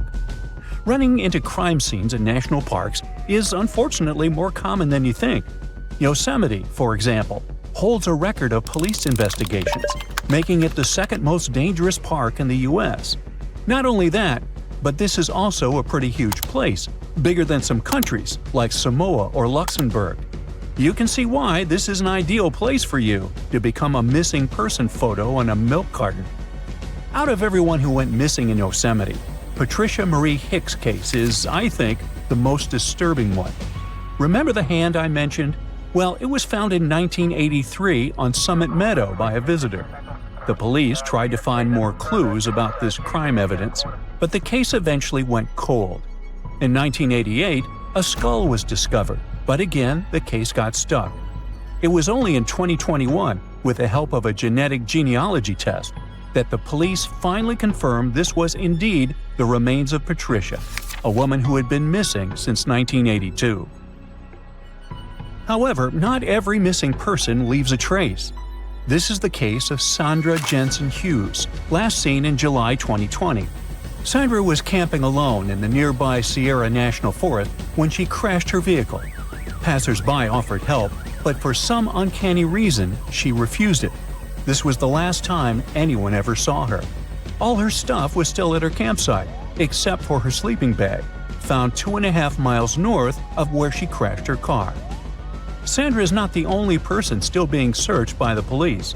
In fact, there are more than 30 cold cases of missing people in Yosemite alone, including a guy who separated from his group in 2011 at the top of Upper Yosemite Falls, a man who has been missing since 1972, and even a guy who vanished 116 years ago. In most cases, people disappear in circumstances less grim than the one involving Patricia Hicks, for example, but it doesn't make these cases less tragic. So what are the reasons why people go missing? First things first, Yosemite Park is the home to 9 waterfalls, including the biggest one in North America, standing at nearly 2,500 feet. Many people like to visit it to go fishing, kayaking, and hiking. However, the water stream velocity increases near waterfalls, and falling from a waterfall is not a Woody Woodpecker experience.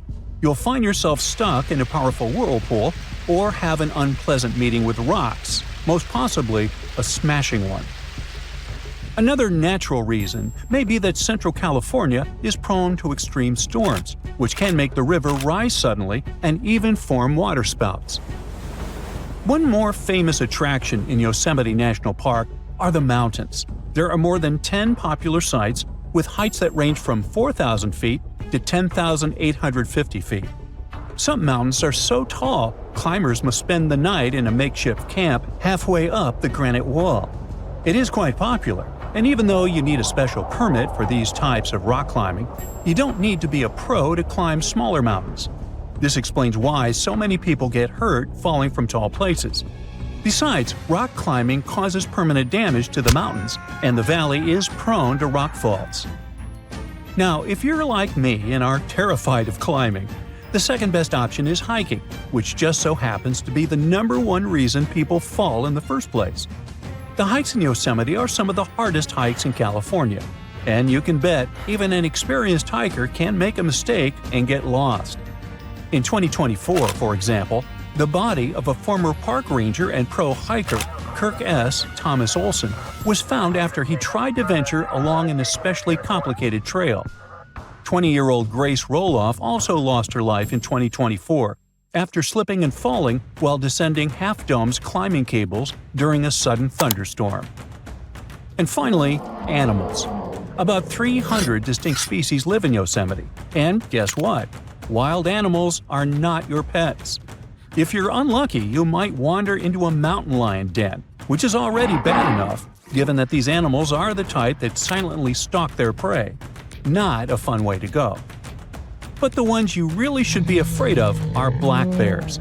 They usually only eat tall grass and berries, but they will break into your car, tent, or lodge if they smell food. And unlike mountain lions, black bears are not afraid of humans.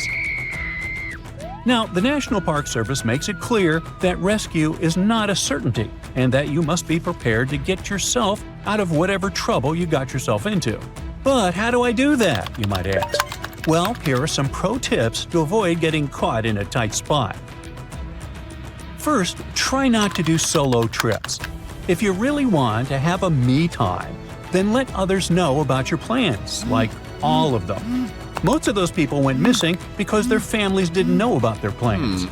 Secondly, always pack an emergency supply bag with stuff like a flashlight, compass, knife, multi-tool, paracord, and a thermal blanket. Remember, you are not Bear Grylls, and real life is not a fun episode of Naked and Afraid. Although, if not careful, you might just end up like that.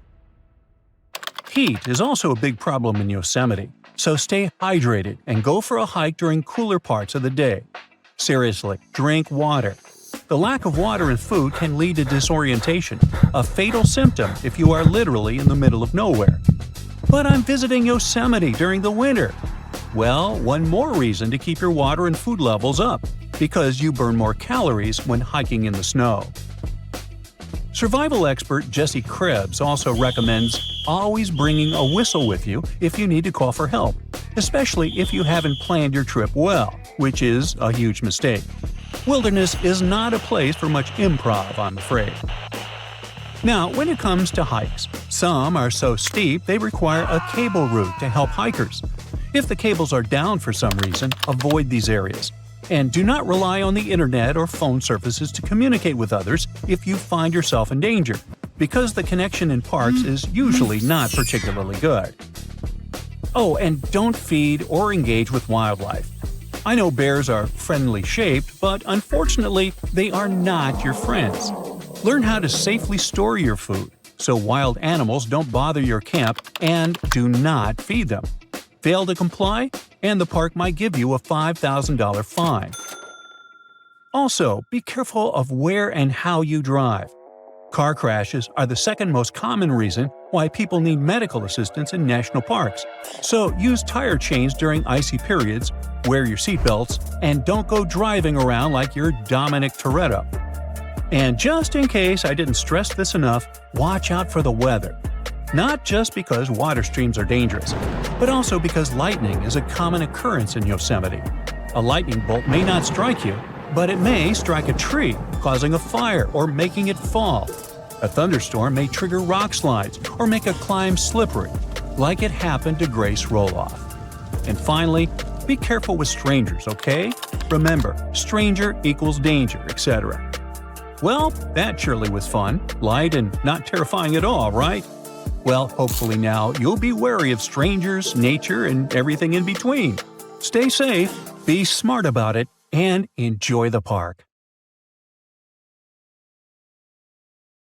You're lazing around on the deck of the ship when you see something whitish-gray covering the horizon. Like in a horror movie or your worst nightmare, this weird fog is nearing the vessel. It's infinite, You can't see where it starts or where it ends. Soon it makes the ship look like a grain of sand in a vast desert. That's when the realization hits. It's an iceberg, and your ship is likely going to repeat the Titanic's fate. Now, all this is a very likely scenario, since the world's biggest iceberg, A23A, is on the move again after months of spinning in a huge water vortex. And it's actually the second time in just a couple of years that this massive chunk of ice has broken free. The first time was in 2023, when the berg went wandering around after being stuck on the seafloor for a staggering 37 years. The thing is huge, about 3 times the size of New York City. It also weighs nearly 1 trillion tons. The giant chunk of ice first broke off from Antarctica's Filchner ice shelf back in 1986, but instead of floating away, it got grounded on the seafloor just a few miles from where it started. Because of that, it melted much more slowly than most icebergs. In December 2023, A23A finally broke free and started to drift away from Antarctica. But it didn't get far before getting stuck again, this time near the South Orkney Islands. It got trapped in something called a Taylor column. That's a huge spinning water current that forms when ocean currents swirl around an underwater mountain. At one point, A23A was rotating around 15 degrees counterclockwise every day. Luckily, as of December 2024, the iceberg escaped the Taylor column and is now slowly moving again. Researchers are super curious to see if it'll follow the same path as other giant icebergs that have broken off from Antarctica, or if it'll find its own unique way. Such enormous icebergs, such as A23A, release nutrients into the water as they melt, and it can actually create hotspots of life in parts of the ocean that are usually pretty empty. But there's still a lot we don't understand about how the size, shape, or origin of the iceberg might affect that process. So, to figure it out, scientists have been collecting water samples from the areas A23A is expected to pass through, and they'll keep collecting samples as it drifts along. Hopefully, it'll give us a better idea of how massive icebergs like this one influence the ocean around them. By the way, the glacier our monster of an iceberg was once part of could be very, very old, literally ancient. In Antarctica, the oldest glacier ice might be close to 1 million years old. Over in Greenland, the oldest glacier ice is more than 100,000 years old. And in Alaska, the oldest glacier ice ever recovered, found in a basin between Mount Bona and Mount Churchill, is only about 30,000 years old, a mere child. At the same time, in a typical Alaskan Valley glacier, it only takes about 100 years for newly formed ice to travel through the entire length of the glacier. For something like Bering Glacier, which is Alaska's largest and stretches over 140 miles, the ice can move through the whole thing in less than 400 years, and that's a lot of movement for such a massive glacier. Now let's move on to Iceberg Alley, a stretch of the Atlantic Ocean that runs from the Arctic to Newfoundland. If you want to see as many icebergs as you can, that's the place to be. Tons of icebergs float through this place every year. Most of them come from Greenland. In spring and summer, big chunks of glaciers break off and get carried by north-south currents through Baffin Bay into the Labrador Sea, where they eventually melt. Some icebergs also come from Canada's shoreline, traveling through the Davis Strait and into the Labrador Sea before drifting along Newfoundland's eastern and western coasts. These massive ice chunks are really old too, about 10,000 years. Every year, about 400 to 800 medium and large icebergs pass through Iceberg Alley. How fast they drift depends on their size, shape, currents, waves, and wind, but the average speed is less than a half mile per hour. Now, there are 6 types of icebergs that make their way through Iceberg Alley. Tabular icebergs are flat slabs of ice, much wider than they are tall. Blocky icebergs have steep sides and sharp angles, like cut-off pyramids. Wedged icebergs have one steep side and one sloping side. Dome icebergs have a rounded top. Pinnacle icebergs have one or more steep peaks sticking up. And dry dock icebergs are U-shaped with a hollowed-out section. They all look incredible. Comment below which is your favorite type. Anyway, as these icebergs drift south, the warmer water speeds up their melting, making them pretty unpredictable and sometimes dangerous. Nowadays, satellites help track medium and large icebergs to prevent accidents, but smaller icebergs can still be risky for small boats.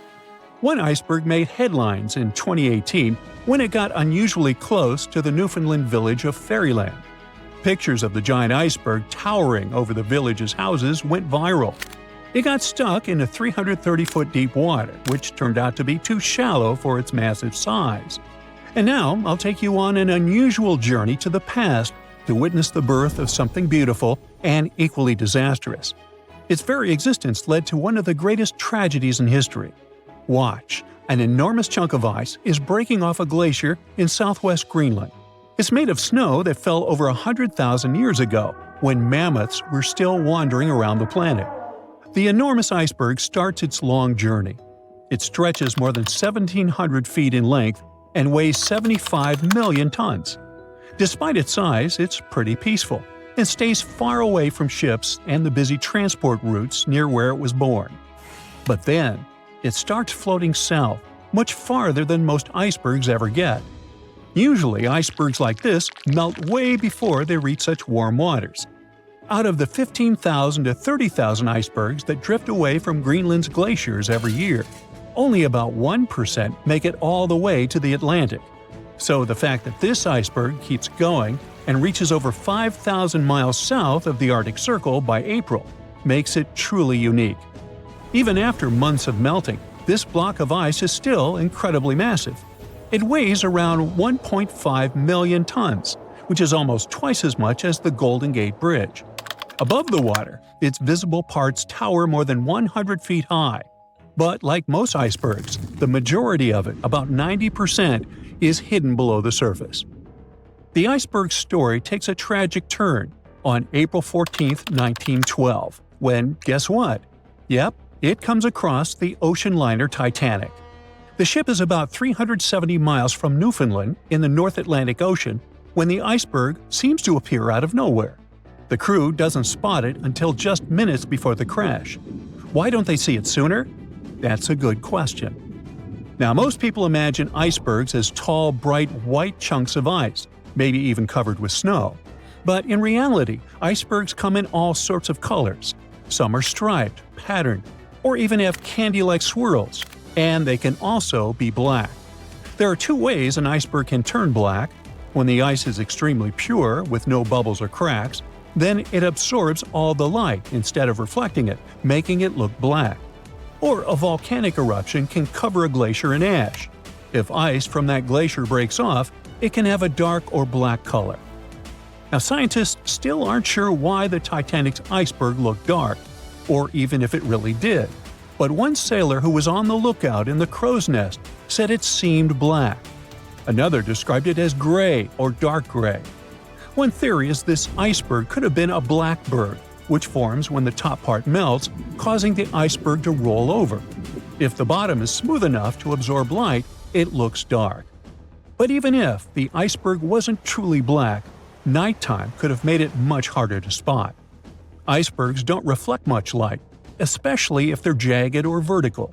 They end up blending into the dark, shimmering ocean. Without radar, icebergs at night are incredibly hard to see, which is probably why the Titanic's crew didn't notice it in time.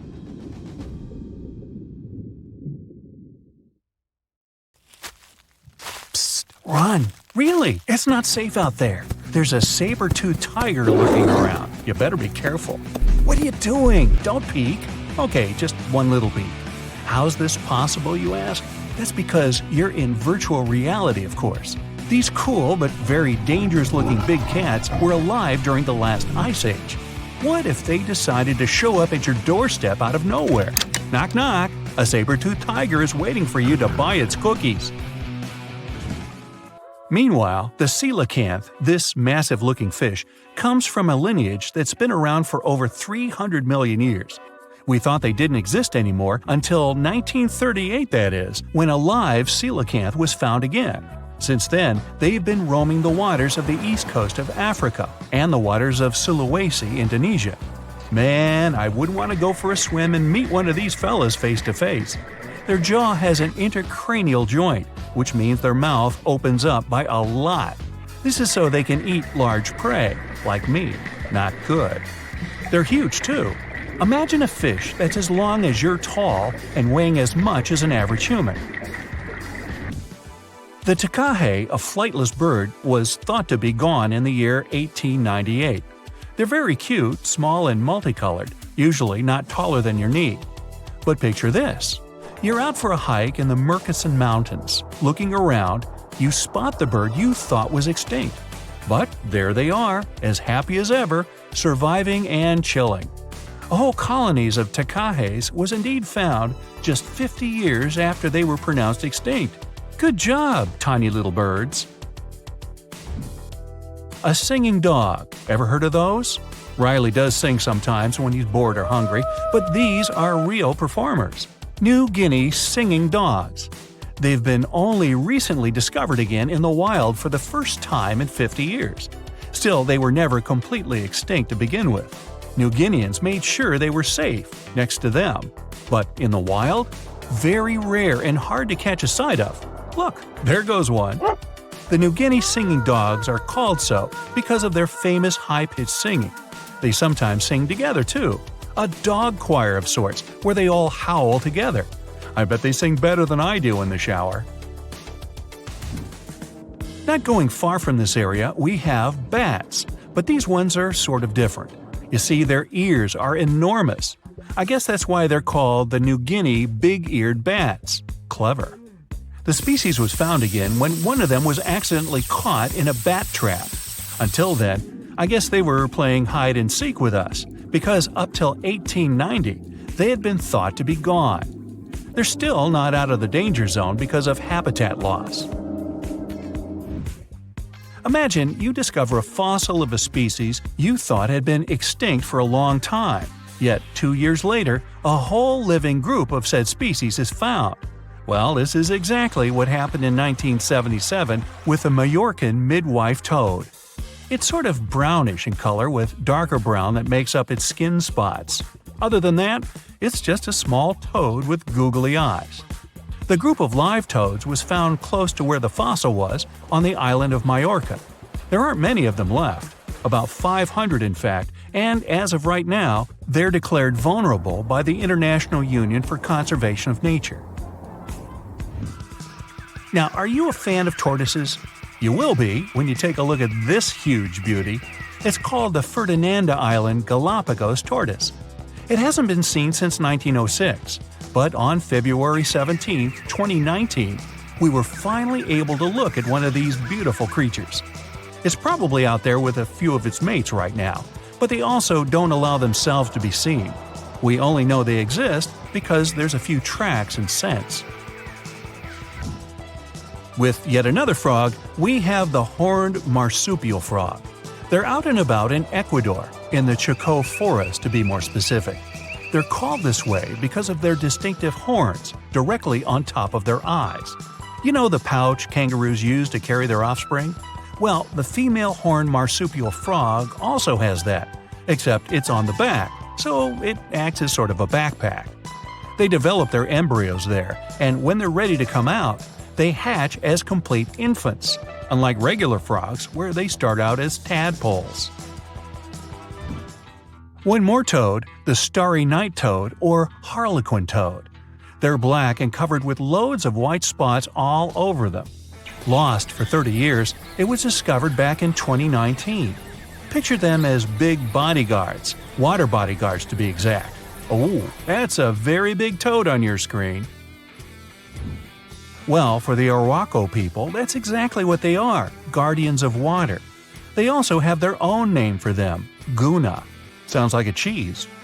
When scientists found them yet again, they came across 30 of these little creatures, but initially, they were expecting only one. Well, what a nice surprise. Here's a tiger for you, although it doesn't quite look like your typical tiger. It's called the Tasmanian tiger, and it seemingly disappeared since 1936. But then, out of nowhere, people started seeing them out there in the wild just 5 years ago in 2016. They sort of resemble dogs more than tigers, or a fox maybe. Just take a look at its muzzle. Maybe even a mix of both. Then a few others started popping up too. And if you happen to think you're seeing one right in front of you, but you're not quite sure, check if they've got stripes on their back. They're definitely out there, but still technically marked as extinct by the IUCN. Okay, picture a horse that looks straight out of a movie scene. Tiny, gorgeous fur, very well behaved. It's tiny, but it's not a pony. It's a Caspian horse. They have an interesting backstory to them. They were discovered by Louise Leyland, who got married to an aristocrat in 1957. Having moved to Tehran, Iran, she didn't quite like how the horses behaved there, so she took matters into her own hands. She took a few people with her, and off they went to the Caspian Sea mountain. And in there, they found 3 of these beautiful tiny little horses. Well, that's how the story goes. Coming up next, a possum that was found in an unexpected place. Guess where? You have 3 options to pick from: hiding in a ski resort, in the Australian outback, or in someone's apartment in the bathroom. Which one do you choose? You have 3 seconds. The right answer is a ski resort. Yes, this possum is called the mountain pygmy possum, and it's originating from Australia. So far, there are 3 different living populations of this tiny possum, but it was believed to be extinct until just 1966.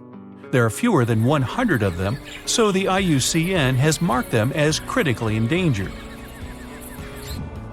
Also from Australia is the night parrot, an absolute delight to birdwatchers.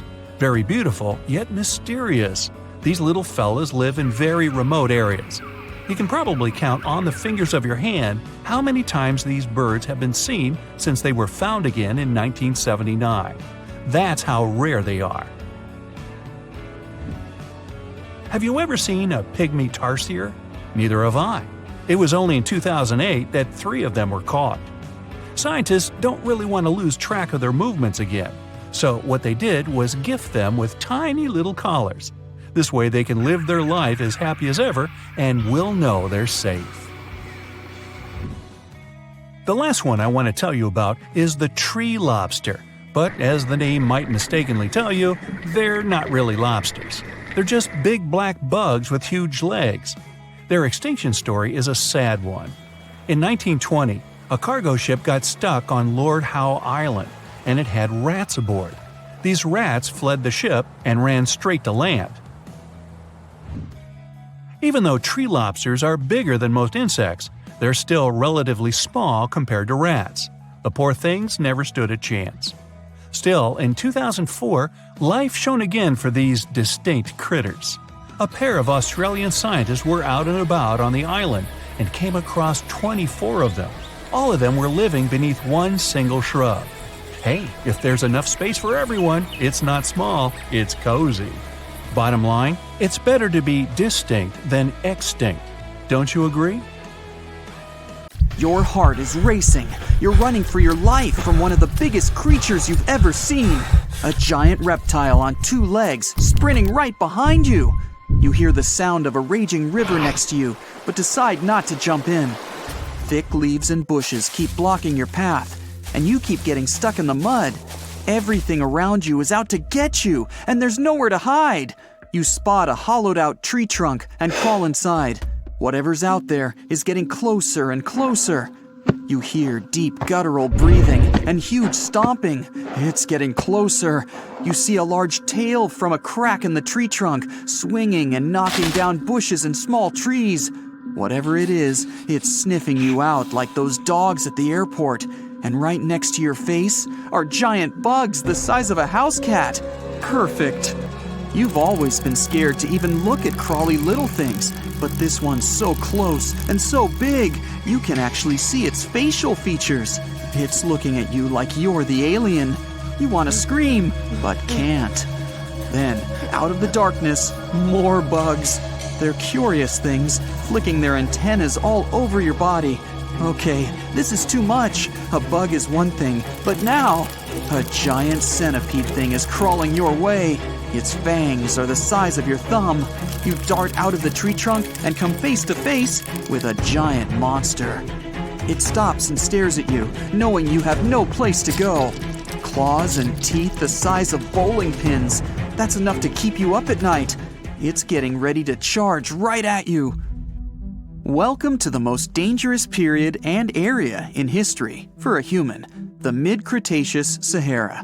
This place was thriving around 100 million years ago in what would now be North Africa. Back then, the continents were all arranged differently, and the weather was wild.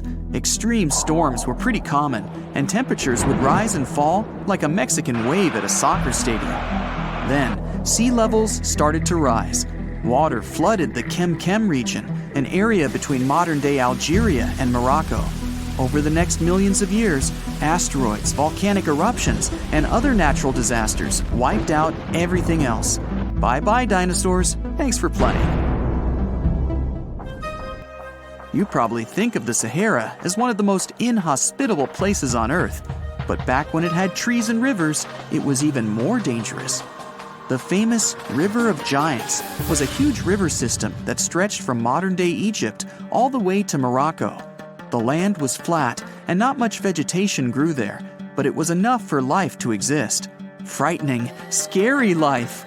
That creature you're staring at, it's a giant, scary-looking theropod, and it's out to get you. Imagine a T-Rex-like dinosaur that's more than 32 feet tall and has an epic jawline. Scary stuff. They were the top dogs in the food chain back then. And that's why this place and period in history was so unique. The entire area had an incredible imbalance between hungry dinos and poor little dino snacks. There wasn't enough food to go around. Scientists were never able to find much evidence of herbivores. That means it might have been a royal rumble of carnivorous creatures waiting to pounce on each other at any moment.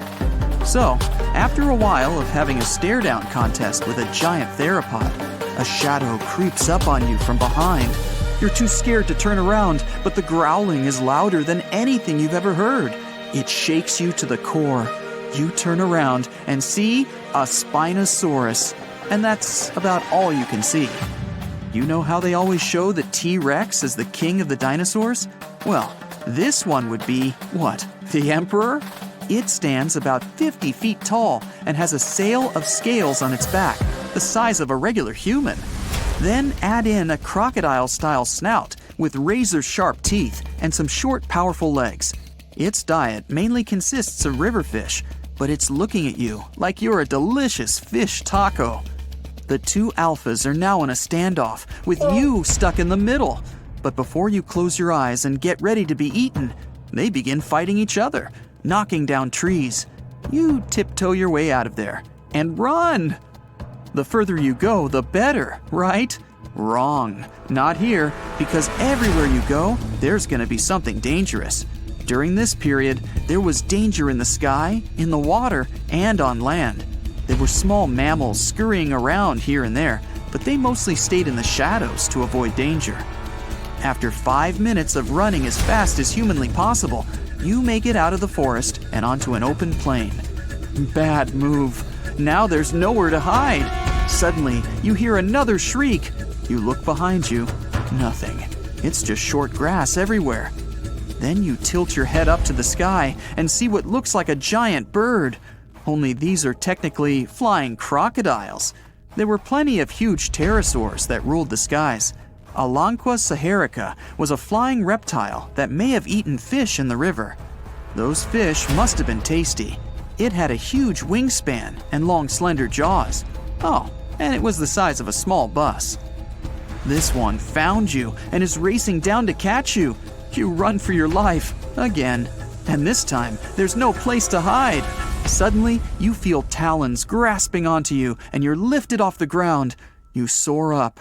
If you weren't scared out of your mind, you might have noticed how beautiful the giant river channels below you are. The Alanqua maneuvers like a fighter jet, headed for the mountains, dodging all obstacles. You see a large nest with some mini beasts in it. They're hungry and as large as you. Not a great combination. You try to break free, but it's impossible. The creature drops you in the middle of the nest and flies off. You try to cover yourself, but the little ones keep pecking away. It's only a matter of time before it's too late. You look down below you and see the river. You can't tell how deep it is, but it's got a really strong current. You're out of options. You dive into the raging river and get dragged along with the current. Safe for now-ish. Imagine it's 2021. You're walking along one of the hottest and driest places on Earth, the middle of the Sahara Desert, only to find fossils of oversized fish. They ranged from bite size to bus size. Even freshwater sharks lived there. These weren't your average little fishies. Judging by their teeth, those guys meant business. You might even find a giant sea turtle swimming around. Okay, back to your wacky adventure. Luckily, you wash up on a safe sandy part of the river where you're able to relax. You drink some river water and try to find a safe place to make camp. Every noise you hear makes you jump. You sit down and try to enjoy the calmness of ancient Earth. Just when you feel you can finally catch your breath, you see a Spinosaurus walking along the river on the prowl. You run off and hide under a bush. It passes you by. You're safe. Or not. It turns, shakes the bushes, and sees you. Just then, a large boom scares it away. It's the sound of you jolting awake. You turn on the light and see your cat staring at you. Those dinosaurs seem so real, probably because of that documentary you were watching right before bed. The entire mid-Cretaceous ecosystem depended on rivers for daily life. Just like all ancient civilizations, rivers were essential for the creatures of the time. And very recently, scientists discovered a new species of snakes that went extinct back then, with no known descendants. To understand these ancient ecosystems, it's important to know a lot about fossils. You might find two different fossils side by side, but those animals might have lived millions of years apart. You decided to go scuba diving for the first time. The water is clear and the sun is shining on the seabed. You take a few selfies and the fish swimming by when suddenly the ocean goes pitch black. You look up and, oh my, what is that gigantic animal? It's definitely not a shark, not a whale. Is it a turtle? Yup, but fear not, it's not gonna hurt you. If you had lived on this same Earth about 72 million years ago, then maybe this could have really happened to you. Scientists have recently found the fossils of a gigantic marine turtle that could have grown as big as 12 feet. If you don't have any idea of how big that is, let's see some examples. That's the average length of a hippopotamus, 6 golden retrievers, or 2 Michael Jordans stacked on top of each other. The turtle's scientific name is an homage to that old-school sea monster called Leviathan. Maybe you remember this from old-school history lessons. The Leviathan is supposedly a mythical creature that would swallow entire ships or people that were deemed too greedy by the creature. Can you imagine being swallowed by this humongous sea turtle? No, thank you. The fossils of this gigantic creature began to be excavated between 2016 and 2021, all the way in northeastern Spain. The first fossil was located by a hiker in the Spanish Pyrenees, and it was around 8 inches long. The pelvis of this turtle alone measured around 35 inches. It would definitely be one of the biggest turtles today if it hadn't gone extinct. FYI, the largest living sea turtles today can reach up to 6 feet in length, which is already pretty big. Now, how about a gigantic prehistoric scorpion? I bet most people here are not huge fans of these creatures, especially since they're poisonous, which is why the thought of a 9-foot-long aquatic scorpion might be the stuff of nightmares. Let's just say that if they hadn't gone extinct some 400 million years ago, lakes and rivers would be much more dangerous places for humans today. These gigantic insects were considered to be apex predators in their time, hunting everything from fish to other animals, even of their own kind. Yikes! I got goosebumps just imagining these creatures. Should we thank the asteroid that hit our planet now or later on in this video? Another prehistoric animal that would shock humans if it were still alive is the so-called megatherium, a gigantic sloth. This huge sloth is believed to have grown up to 20 feet long, and its weight could be up to 8,000 pounds. It was found in the woodlands and grasslands of South America. The creature used to stand on its 2 feet in order to reach leaves on high branches. These giant sloths had huge claws. They helped them climb trees. I gotta say, I feel uncomfortable imagining these elephant-sized sloths climbing trees. Oh, of course, some dinosaurs will make our super-sized creatures list. But before that, here's a fun fact. Did you know some dinosaurs are still alive today? Scientists have proven that birds are classified as theropod dinosaurs. Such infamous creatures as the T-Rex and Velociraptor belonged to this group. I'm sure you've heard these names even before you watched Jurassic Park. The Velociraptor is that scary dino that breaks into the kitchen. Well, they evolved, gained some feathers, and turned into various species of birds we know today. That means that any bird from chickens to those little blue ones is a direct descendant of dinosaurs. Now, does the name Spinosaurus ring a bell? You can see this huge dinosaur in some museums today. Its fossils, I mean. The Spinosaurus was one of the biggest land predators to walk Earth. Actually, to walk its land and water, since scientists believe that this dino was semi-aquatic. It fed mostly on meat, which means humans would be its natural prey if it lived today. This meat-eating dino lived around 90 to 100 million years ago. It was about 60 feet long, 12 feet high, and weighed up to 22 tons. Its head was around the size of 8 bowling balls and was shaped like a crocodile's face. Basically, the Spinosaurus was a big African elephant with the face of a crocodile. Just kidding. But that would look funny though, wouldn't it? A much more attractive dino was this guy. It's considered to be the largest dinosaur that has ever lived on our planet. What made it so big was its extremely long neck and very long tail. You wouldn't want to stand behind this creature, believe me. If it decided to swish its tail, you'd get catapulted very far away. This creature lived around 100 million years ago, and its fossils were first found in Argentina around 2012. The dino measured 120 feet from head to tail, which made it almost as big as an American football field in width. And have I mentioned it weighed almost as much as a space shuttle? A staggering 75 tons. If it had been a carnivore, it would have probably been the greatest predator. But this big guy was a peaceful herbivore that had such a long neck that it could eat leaves from high trees. Cute, right?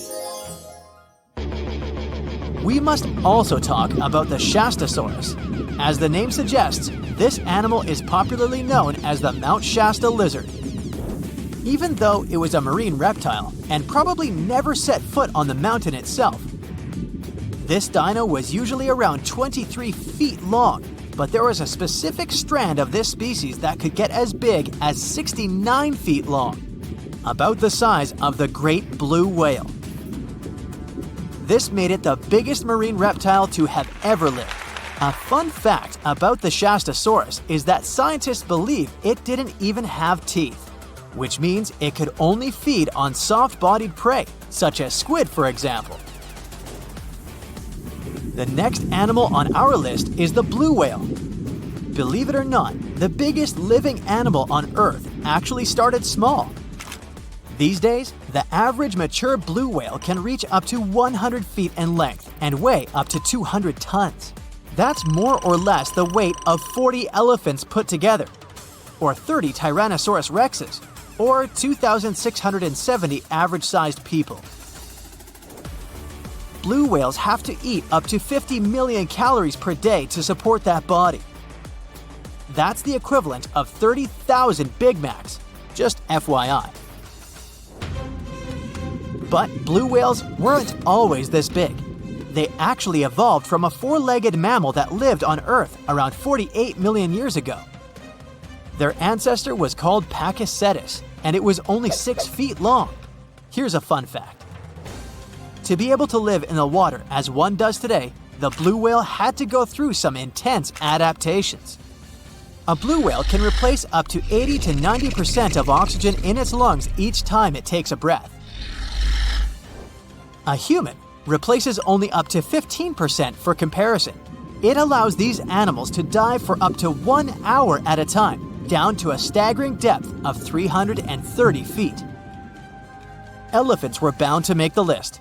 Elephants are currently the largest land animals on Earth. They can grow to be about 13 feet tall and weigh up to 7 tons. That's pretty small if we compare it to the other animals that once lived on Earth, right? But if we placed a 6-foot-tall human next to an elephant, we'll see it's not at all that small. African elephants are bigger than their close relatives, Asian elephants, and they have a similar lifespan to humans, up to 70 years. Pokemon might have made us collectively wish that salamanders were real-life dragons, although they're not. They can still be pretty cool though.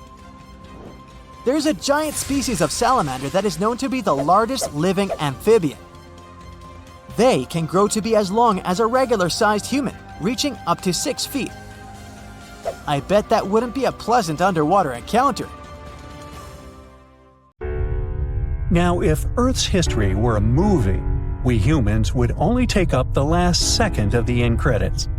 Our planet has been around for about 4.6 billion years, but our human story began about 300,000 years ago in Africa. Now, our ancestors had some wild adventures in nature. They could have run into creatures so big they'd make today's elephants look like puppies. The woolly mammoth is a pretty famous animal, sure. His cousin, though, the Columbian mammoth, not so much. This giant used to roam places from Canada all the way down to Mexico. Unlike the furrier woolly mammoths, which hung out in colder places, these animals had shorter hair, resembling huge elephants. They also had incredibly large tusks, like 12 feet worth of spiraling, sturdy tusks. And they weren't just for show, they came in handy when facing predators. That includes our ancestors. If you think about sloths these days, you're picturing these adorably slow creatures. They couldn't possibly be in your list of most dangerous animals. Well, their grandparents might have. For starters, we call them ground sloths, and they vary a lot in size. Some were as big as rhinos, and others, like the Megatherium, were as colossal as elephants. Imagine seeing a 20-foot-long sloth which doesn't mind chewing on some meat every now and then, at least in theory. Ever heard of Bigfoot? Well, our next animal kind of looks like him, but is a distant cousin to orangutans. Meet Gigantopithecus, the largest primate to ever call our planet its home. Standing tall at 10 feet and weighing more than 600 pounds, these animals were amazing to look at in real life. Unlike Bigfoot, they weren't constantly hiding. In fact, it's believed they were peaceful and gentle creatures. Sadly, they faded away about 100,000 years ago, mainly because their food sources slowly became unavailable. Those lush, fruity forests they called home eventually turned into dry grasslands. Next on our list is the cave hyena. Weighing a chunky 250 pounds and standing 3 feet tall, these beasts were as long as a grown-up lying down. What's even more interesting about these creatures is that they loved hanging out in groups. A pack could be as big as 30 of these animals, which meant they could easily take on even the biggest, heaviest mastodons. Our ancient families would have needed to stay alert around these hungry specimens. Sadly, for these hyenas about 20,000 years ago, their numbers started going down. Soon enough, they completely disappeared from the planet. Quick pop quiz. What's called a tiger but isn't really one? It's the saber-toothed tiger. I mean, sure, they belong to the feline family, but they aren't technically tigers. First appearing around 42 million years ago, in July, I think. Many of their kind were gone before we even showed up. However, early Americans might have bumped into a couple of specimens from this group. If that really happened, it would have been quite the encounter. Think of the biggest wild lion today or the hefty Siberian tiger. These big cats also had some incredible features hidden in their fur. They were good at sneaking around, hiding, and pouncing on mammoths bigger than themselves. Their bite wasn't that strong, but they could open their jaws wide, like twice as much as a lion. And although their teeth were a bit on the weak side, they had buff forearms to pin down their dinner, giving those big fangs a purpose. Not the kind of kitty you'd want to play with. Dire wolves made their debut about 250,000 years ago. They were like the gray wolves we know today, but a lot stronger. While wolves these days stretch out to about 6 feet and tip the scales at 170 pounds max, dire wolves were about 5 feet and about 150 pounds. Found all over North and South America, they had admirable jaws, biting nearly a third harder than their modern counterparts. Also, their favorite snack was horses. But just like many other majestic beasts of the past, they faded away around 10,000 years ago. Now, names can be deceiving. Take the American lion, for example. It's not really a lion, it's more of a panther's big cousin. The other part of the name is correct, though. They did live in America about 330,000 years ago. This feline was no lap cat either. They were at the top of the wildcat pyramid, weighing a colossal 772 pounds. That's like stacking 4 grown men on a scale. Even the mighty African lion would look a tad bit shy beside these beasts. With the muscle to take down a bison, you wouldn't want to accidentally interrupt their dinner. They parted ways with this planet around 11,000 years ago, right after the last ice age. Now, down in Australia, about 50,000 years ago, I wasn't around then, there lurked a relative of the Komodo dragon, the Megalania. Experts love to have debates on how big it was. Some say it stretched out to 23 feet. Others think it was just about 11 feet long. Either way, they were basically mega-sized Komodo dragons with a dangerous bite. If you think bears are already big and fluffy now, let's introduce the short-faced bear. While this big creature stood on its hind legs, it towered at 14 feet. With long limbs, they could outrun today's bears, hitting speeds up to 40 miles per hour. These ultra bears sadly disappeared around 11,600 years ago. Now imagine a crocodile. Okay, imagine that same crocodile, only supersized, with sporty legs, doing its thing in Australia about 1.6 million years ago. Well, say hello to the quincana. These crocs were extremely large, reaching 23 feet. And no, they weren't lazy river loungers. These creatures really love spending time on land. They evolved to have strong legs for their chases and razor-sharp teeth designed for slicing, not gripping. When did we stop sharing beaches with them? About 40,000 years ago. The name elephant bird might not sound familiar, but try to picture a bird that stood tall as high as a basketball hoop at 10 feet and weighed as much as a small car, 1,500 pounds. Their eggs were equally huge, like 150 chicken eggs bundled up into one. Now, as amazing as these birds sound, there's a lot we still don't know about them. They're hard to study, as most extinct animals are. Still, some recent studies have given us some clues. Scientists have been examining ancient molecules from their fossilized eggshells. It's an awesome piece of evidence, since these birdie shells were thick, preserving precious DNA inside. Plus, there are tons of these eggshell fragments sprinkled all over Madagascar's beaches. Because of these findings, we now know these birds were herbivores and loved eating leaves and seeds. We also know the tiny kiwi bird is its closest living relative. Now, dodos were these amazing birds we also used to share the planet with. They're like distant cousins to ancient pigeons. To give you some perspective, imagine a chunky bird weighing about 50 pounds. Similar to chickens, turkeys, and ostriches, dodos were also the types of birds that couldn't fly. Their wings were small, and they had the muscle strength of, well, a wet noodle. Now, you might have heard the word dodo used as a name for creatures that aren't that bright. Don't get confused, though, by this name. These birds were in fact intelligent. Scientists were able to figure that out by studying their fossils.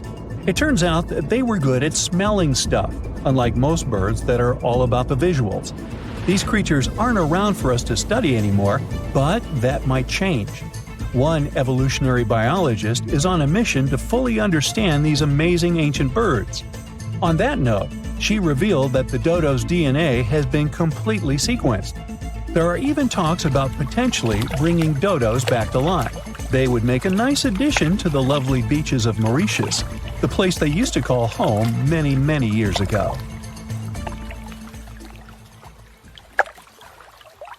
Dinosaurs, big ancient bugs, creepy spiders, and scary insects are all cute animals compared to the monsters that lived on Earth about 500 million years ago. For example, here's a creature that swam in the water like a stingray and had 3 eyes. Its mouth was like a pencil sharpener. 2 long claws with forked tips like pincers protruded from its head, and its gills were somewhere in the back. This is not a thing from a sci-fi movie. This is Mosaura. Its remains are preserved in excellent condition. Let's look at it more closely and study other similar monsters. The Cambrian Explosion. Remember this name. This period is also called the biological Big Bang, the time when a huge number of different living creatures began to appear in the ocean, large, small, and tiny. The ancestors of almost all modern animal groups were most likely born during the Cambrian Explosion, which lasted from 541 to 485 million years ago. It was a time when the first truly effective and terrifying predators appeared on Earth. One of them was Mosaura. It's only the size of an index finger, but you would never want to meet such a creature while swimming in the sea. It's scary to imagine what it could do with its pencil sharpener-shaped mouth. And you probably wouldn't be able to hide from it because, come on, it had 2 eyes on the sides and 1 big eye on its forehead. Mosaura belonged to a group of arthropods. Scientists called it a sea moth since it reminded them of a moth. This thing used a flap-like apparatus similar to wings to float in the water like a stingray. This monster was quite creepy, but its appearance may seem familiar because it's a distant relative of modern spiders, crabs, centipedes, and moths. Scientists found several 506 million-year-old Mosaura fossils, but unlike many other similar finds, these ones have been preserved in excellent condition. The found fossils showed sharp claws, a toothy jaw, and large gills in the tail section. Some parts of the fossil were so clear that they revealed the details of the creature's internal anatomy, including parts of its nervous and circulatory systems and digestive tract. It had jointed limbs like those of modern insects and crustaceans. When this monster swam in the sea, it probably grabbed its prey with long spiked claws sticking out of its head. Many Mosaura relatives have claws covered with multiple spikes, which help them grab food. But that ancient creature had smooth claws forked at the tips. That is, it grabbed the prey with those tongs, using them like chopsticks, and then brought it to its mouth. Of course, this is an assumption, and nobody saw how this creature actually did it. Unlike many other similar animals, Mosaura's posterior segmented body was studded with gills. Scientists don't know why this was necessary, but they assume that such an unusual breathing system helped to adapt to an environment with low oxygen content. Perhaps Mosaura led a very active reproductive lifestyle that required high oxygen consumption. Creepy, dangerous, and reproducing fast. An excellent set of qualities for one of the most dangerous predators of antiquity. But what did Mosaura eat? It probably caught different types of worms and small arthropods. It's nice to think that this monster lived so long ago and was so small.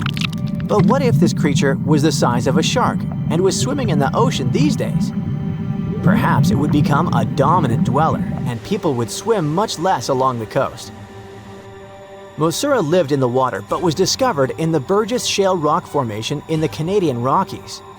Many mountains on Earth were once the seabed inhabited by strange creatures. One of them was Opabinia.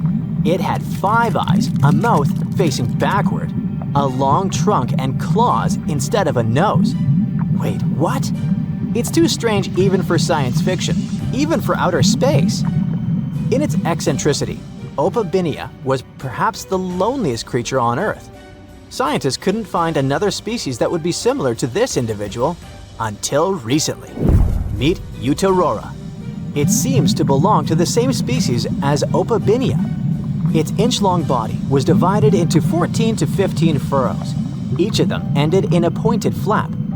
Opabinia had the same body, but it's unlikely that both monsters were friends. The difference between their timelines was several million years. It's hard to imagine why these monsters needed such strange body structures. Why haven't modern filmmakers used the design of those animals to create cool space monsters yet? Okay, they were creepy creatures, but what about weird and kinda useless ones? Scientists have discovered Sue, a legless creature with no head turned inside out. Huh? This 444 million year old creature was found in South Africa, north of Cape Town. They called it Sue after the discoverer's mother.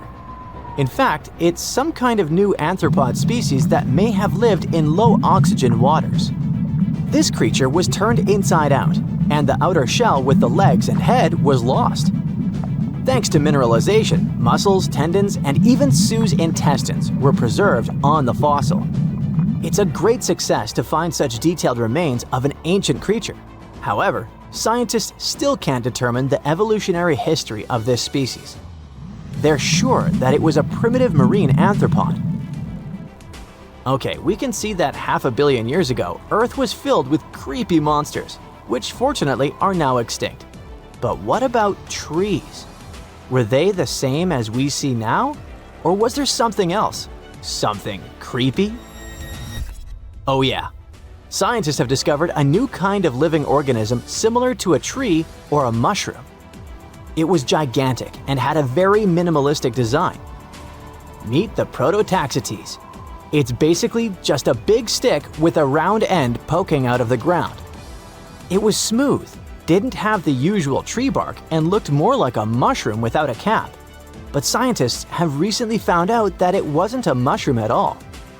Prototaxites probably belonged to a previously unknown branch of life. Prototaxites is considered to be the first giant organism in the history of the planet that lived on land. It existed about 420 to 375 million years ago during the Devonian period. It was the time when plants began to spread across dry land, forming large forests. Over time, they began to grow leaves and form roots in the ground. Then, the first seed plants appeared. The real colonization of land began. The first arthropods, such as centipedes, arachnids, and other unpleasant creatures, began to walk among those forests. Meanwhile, the water was filled with a huge biodiversity. There was a giant supercontinent on the planet, and smaller parts began to break off it. During this period, Prototaxites towered over the land. Some of these things reached 26 feet high and 3 feet wide. It's like a 3-story house and as thick as a palm tree. But what was it? A plant? A mushroom? Algae, perhaps? Scientists discovered them in the middle of the 19th century, but only in 2007 did they conduct chemical analysis. Research showed that it was most likely a giant mushroom, but in 2025, scientists refuted this conclusion. It turns out this may have been an unknown life form that existed separately from the kingdom of fungi, animals, plants, and protists. Scientists noticed that the inner part of Prototaxites consisted of a number of tubes. There are similar tubes inside mushrooms, but the tubes of that ancient living thing branched and joined differently. They even had a different chemical composition. The main building block of mushrooms is chitin, but the Prototaxites contained chemicals similar to lignin, a substance found in the bark of trees and other plants, and its anatomy differs from the structure of any other organism known to us. What were they doing on Earth? Just chilled and enjoyed the bloom of life? Did they produce some kind of fruit, like a banana with eyes and claws? Scientists don't know. What if it was something that was brought to Earth from outer space? What if they were flowers planted by another civilization? What do you think?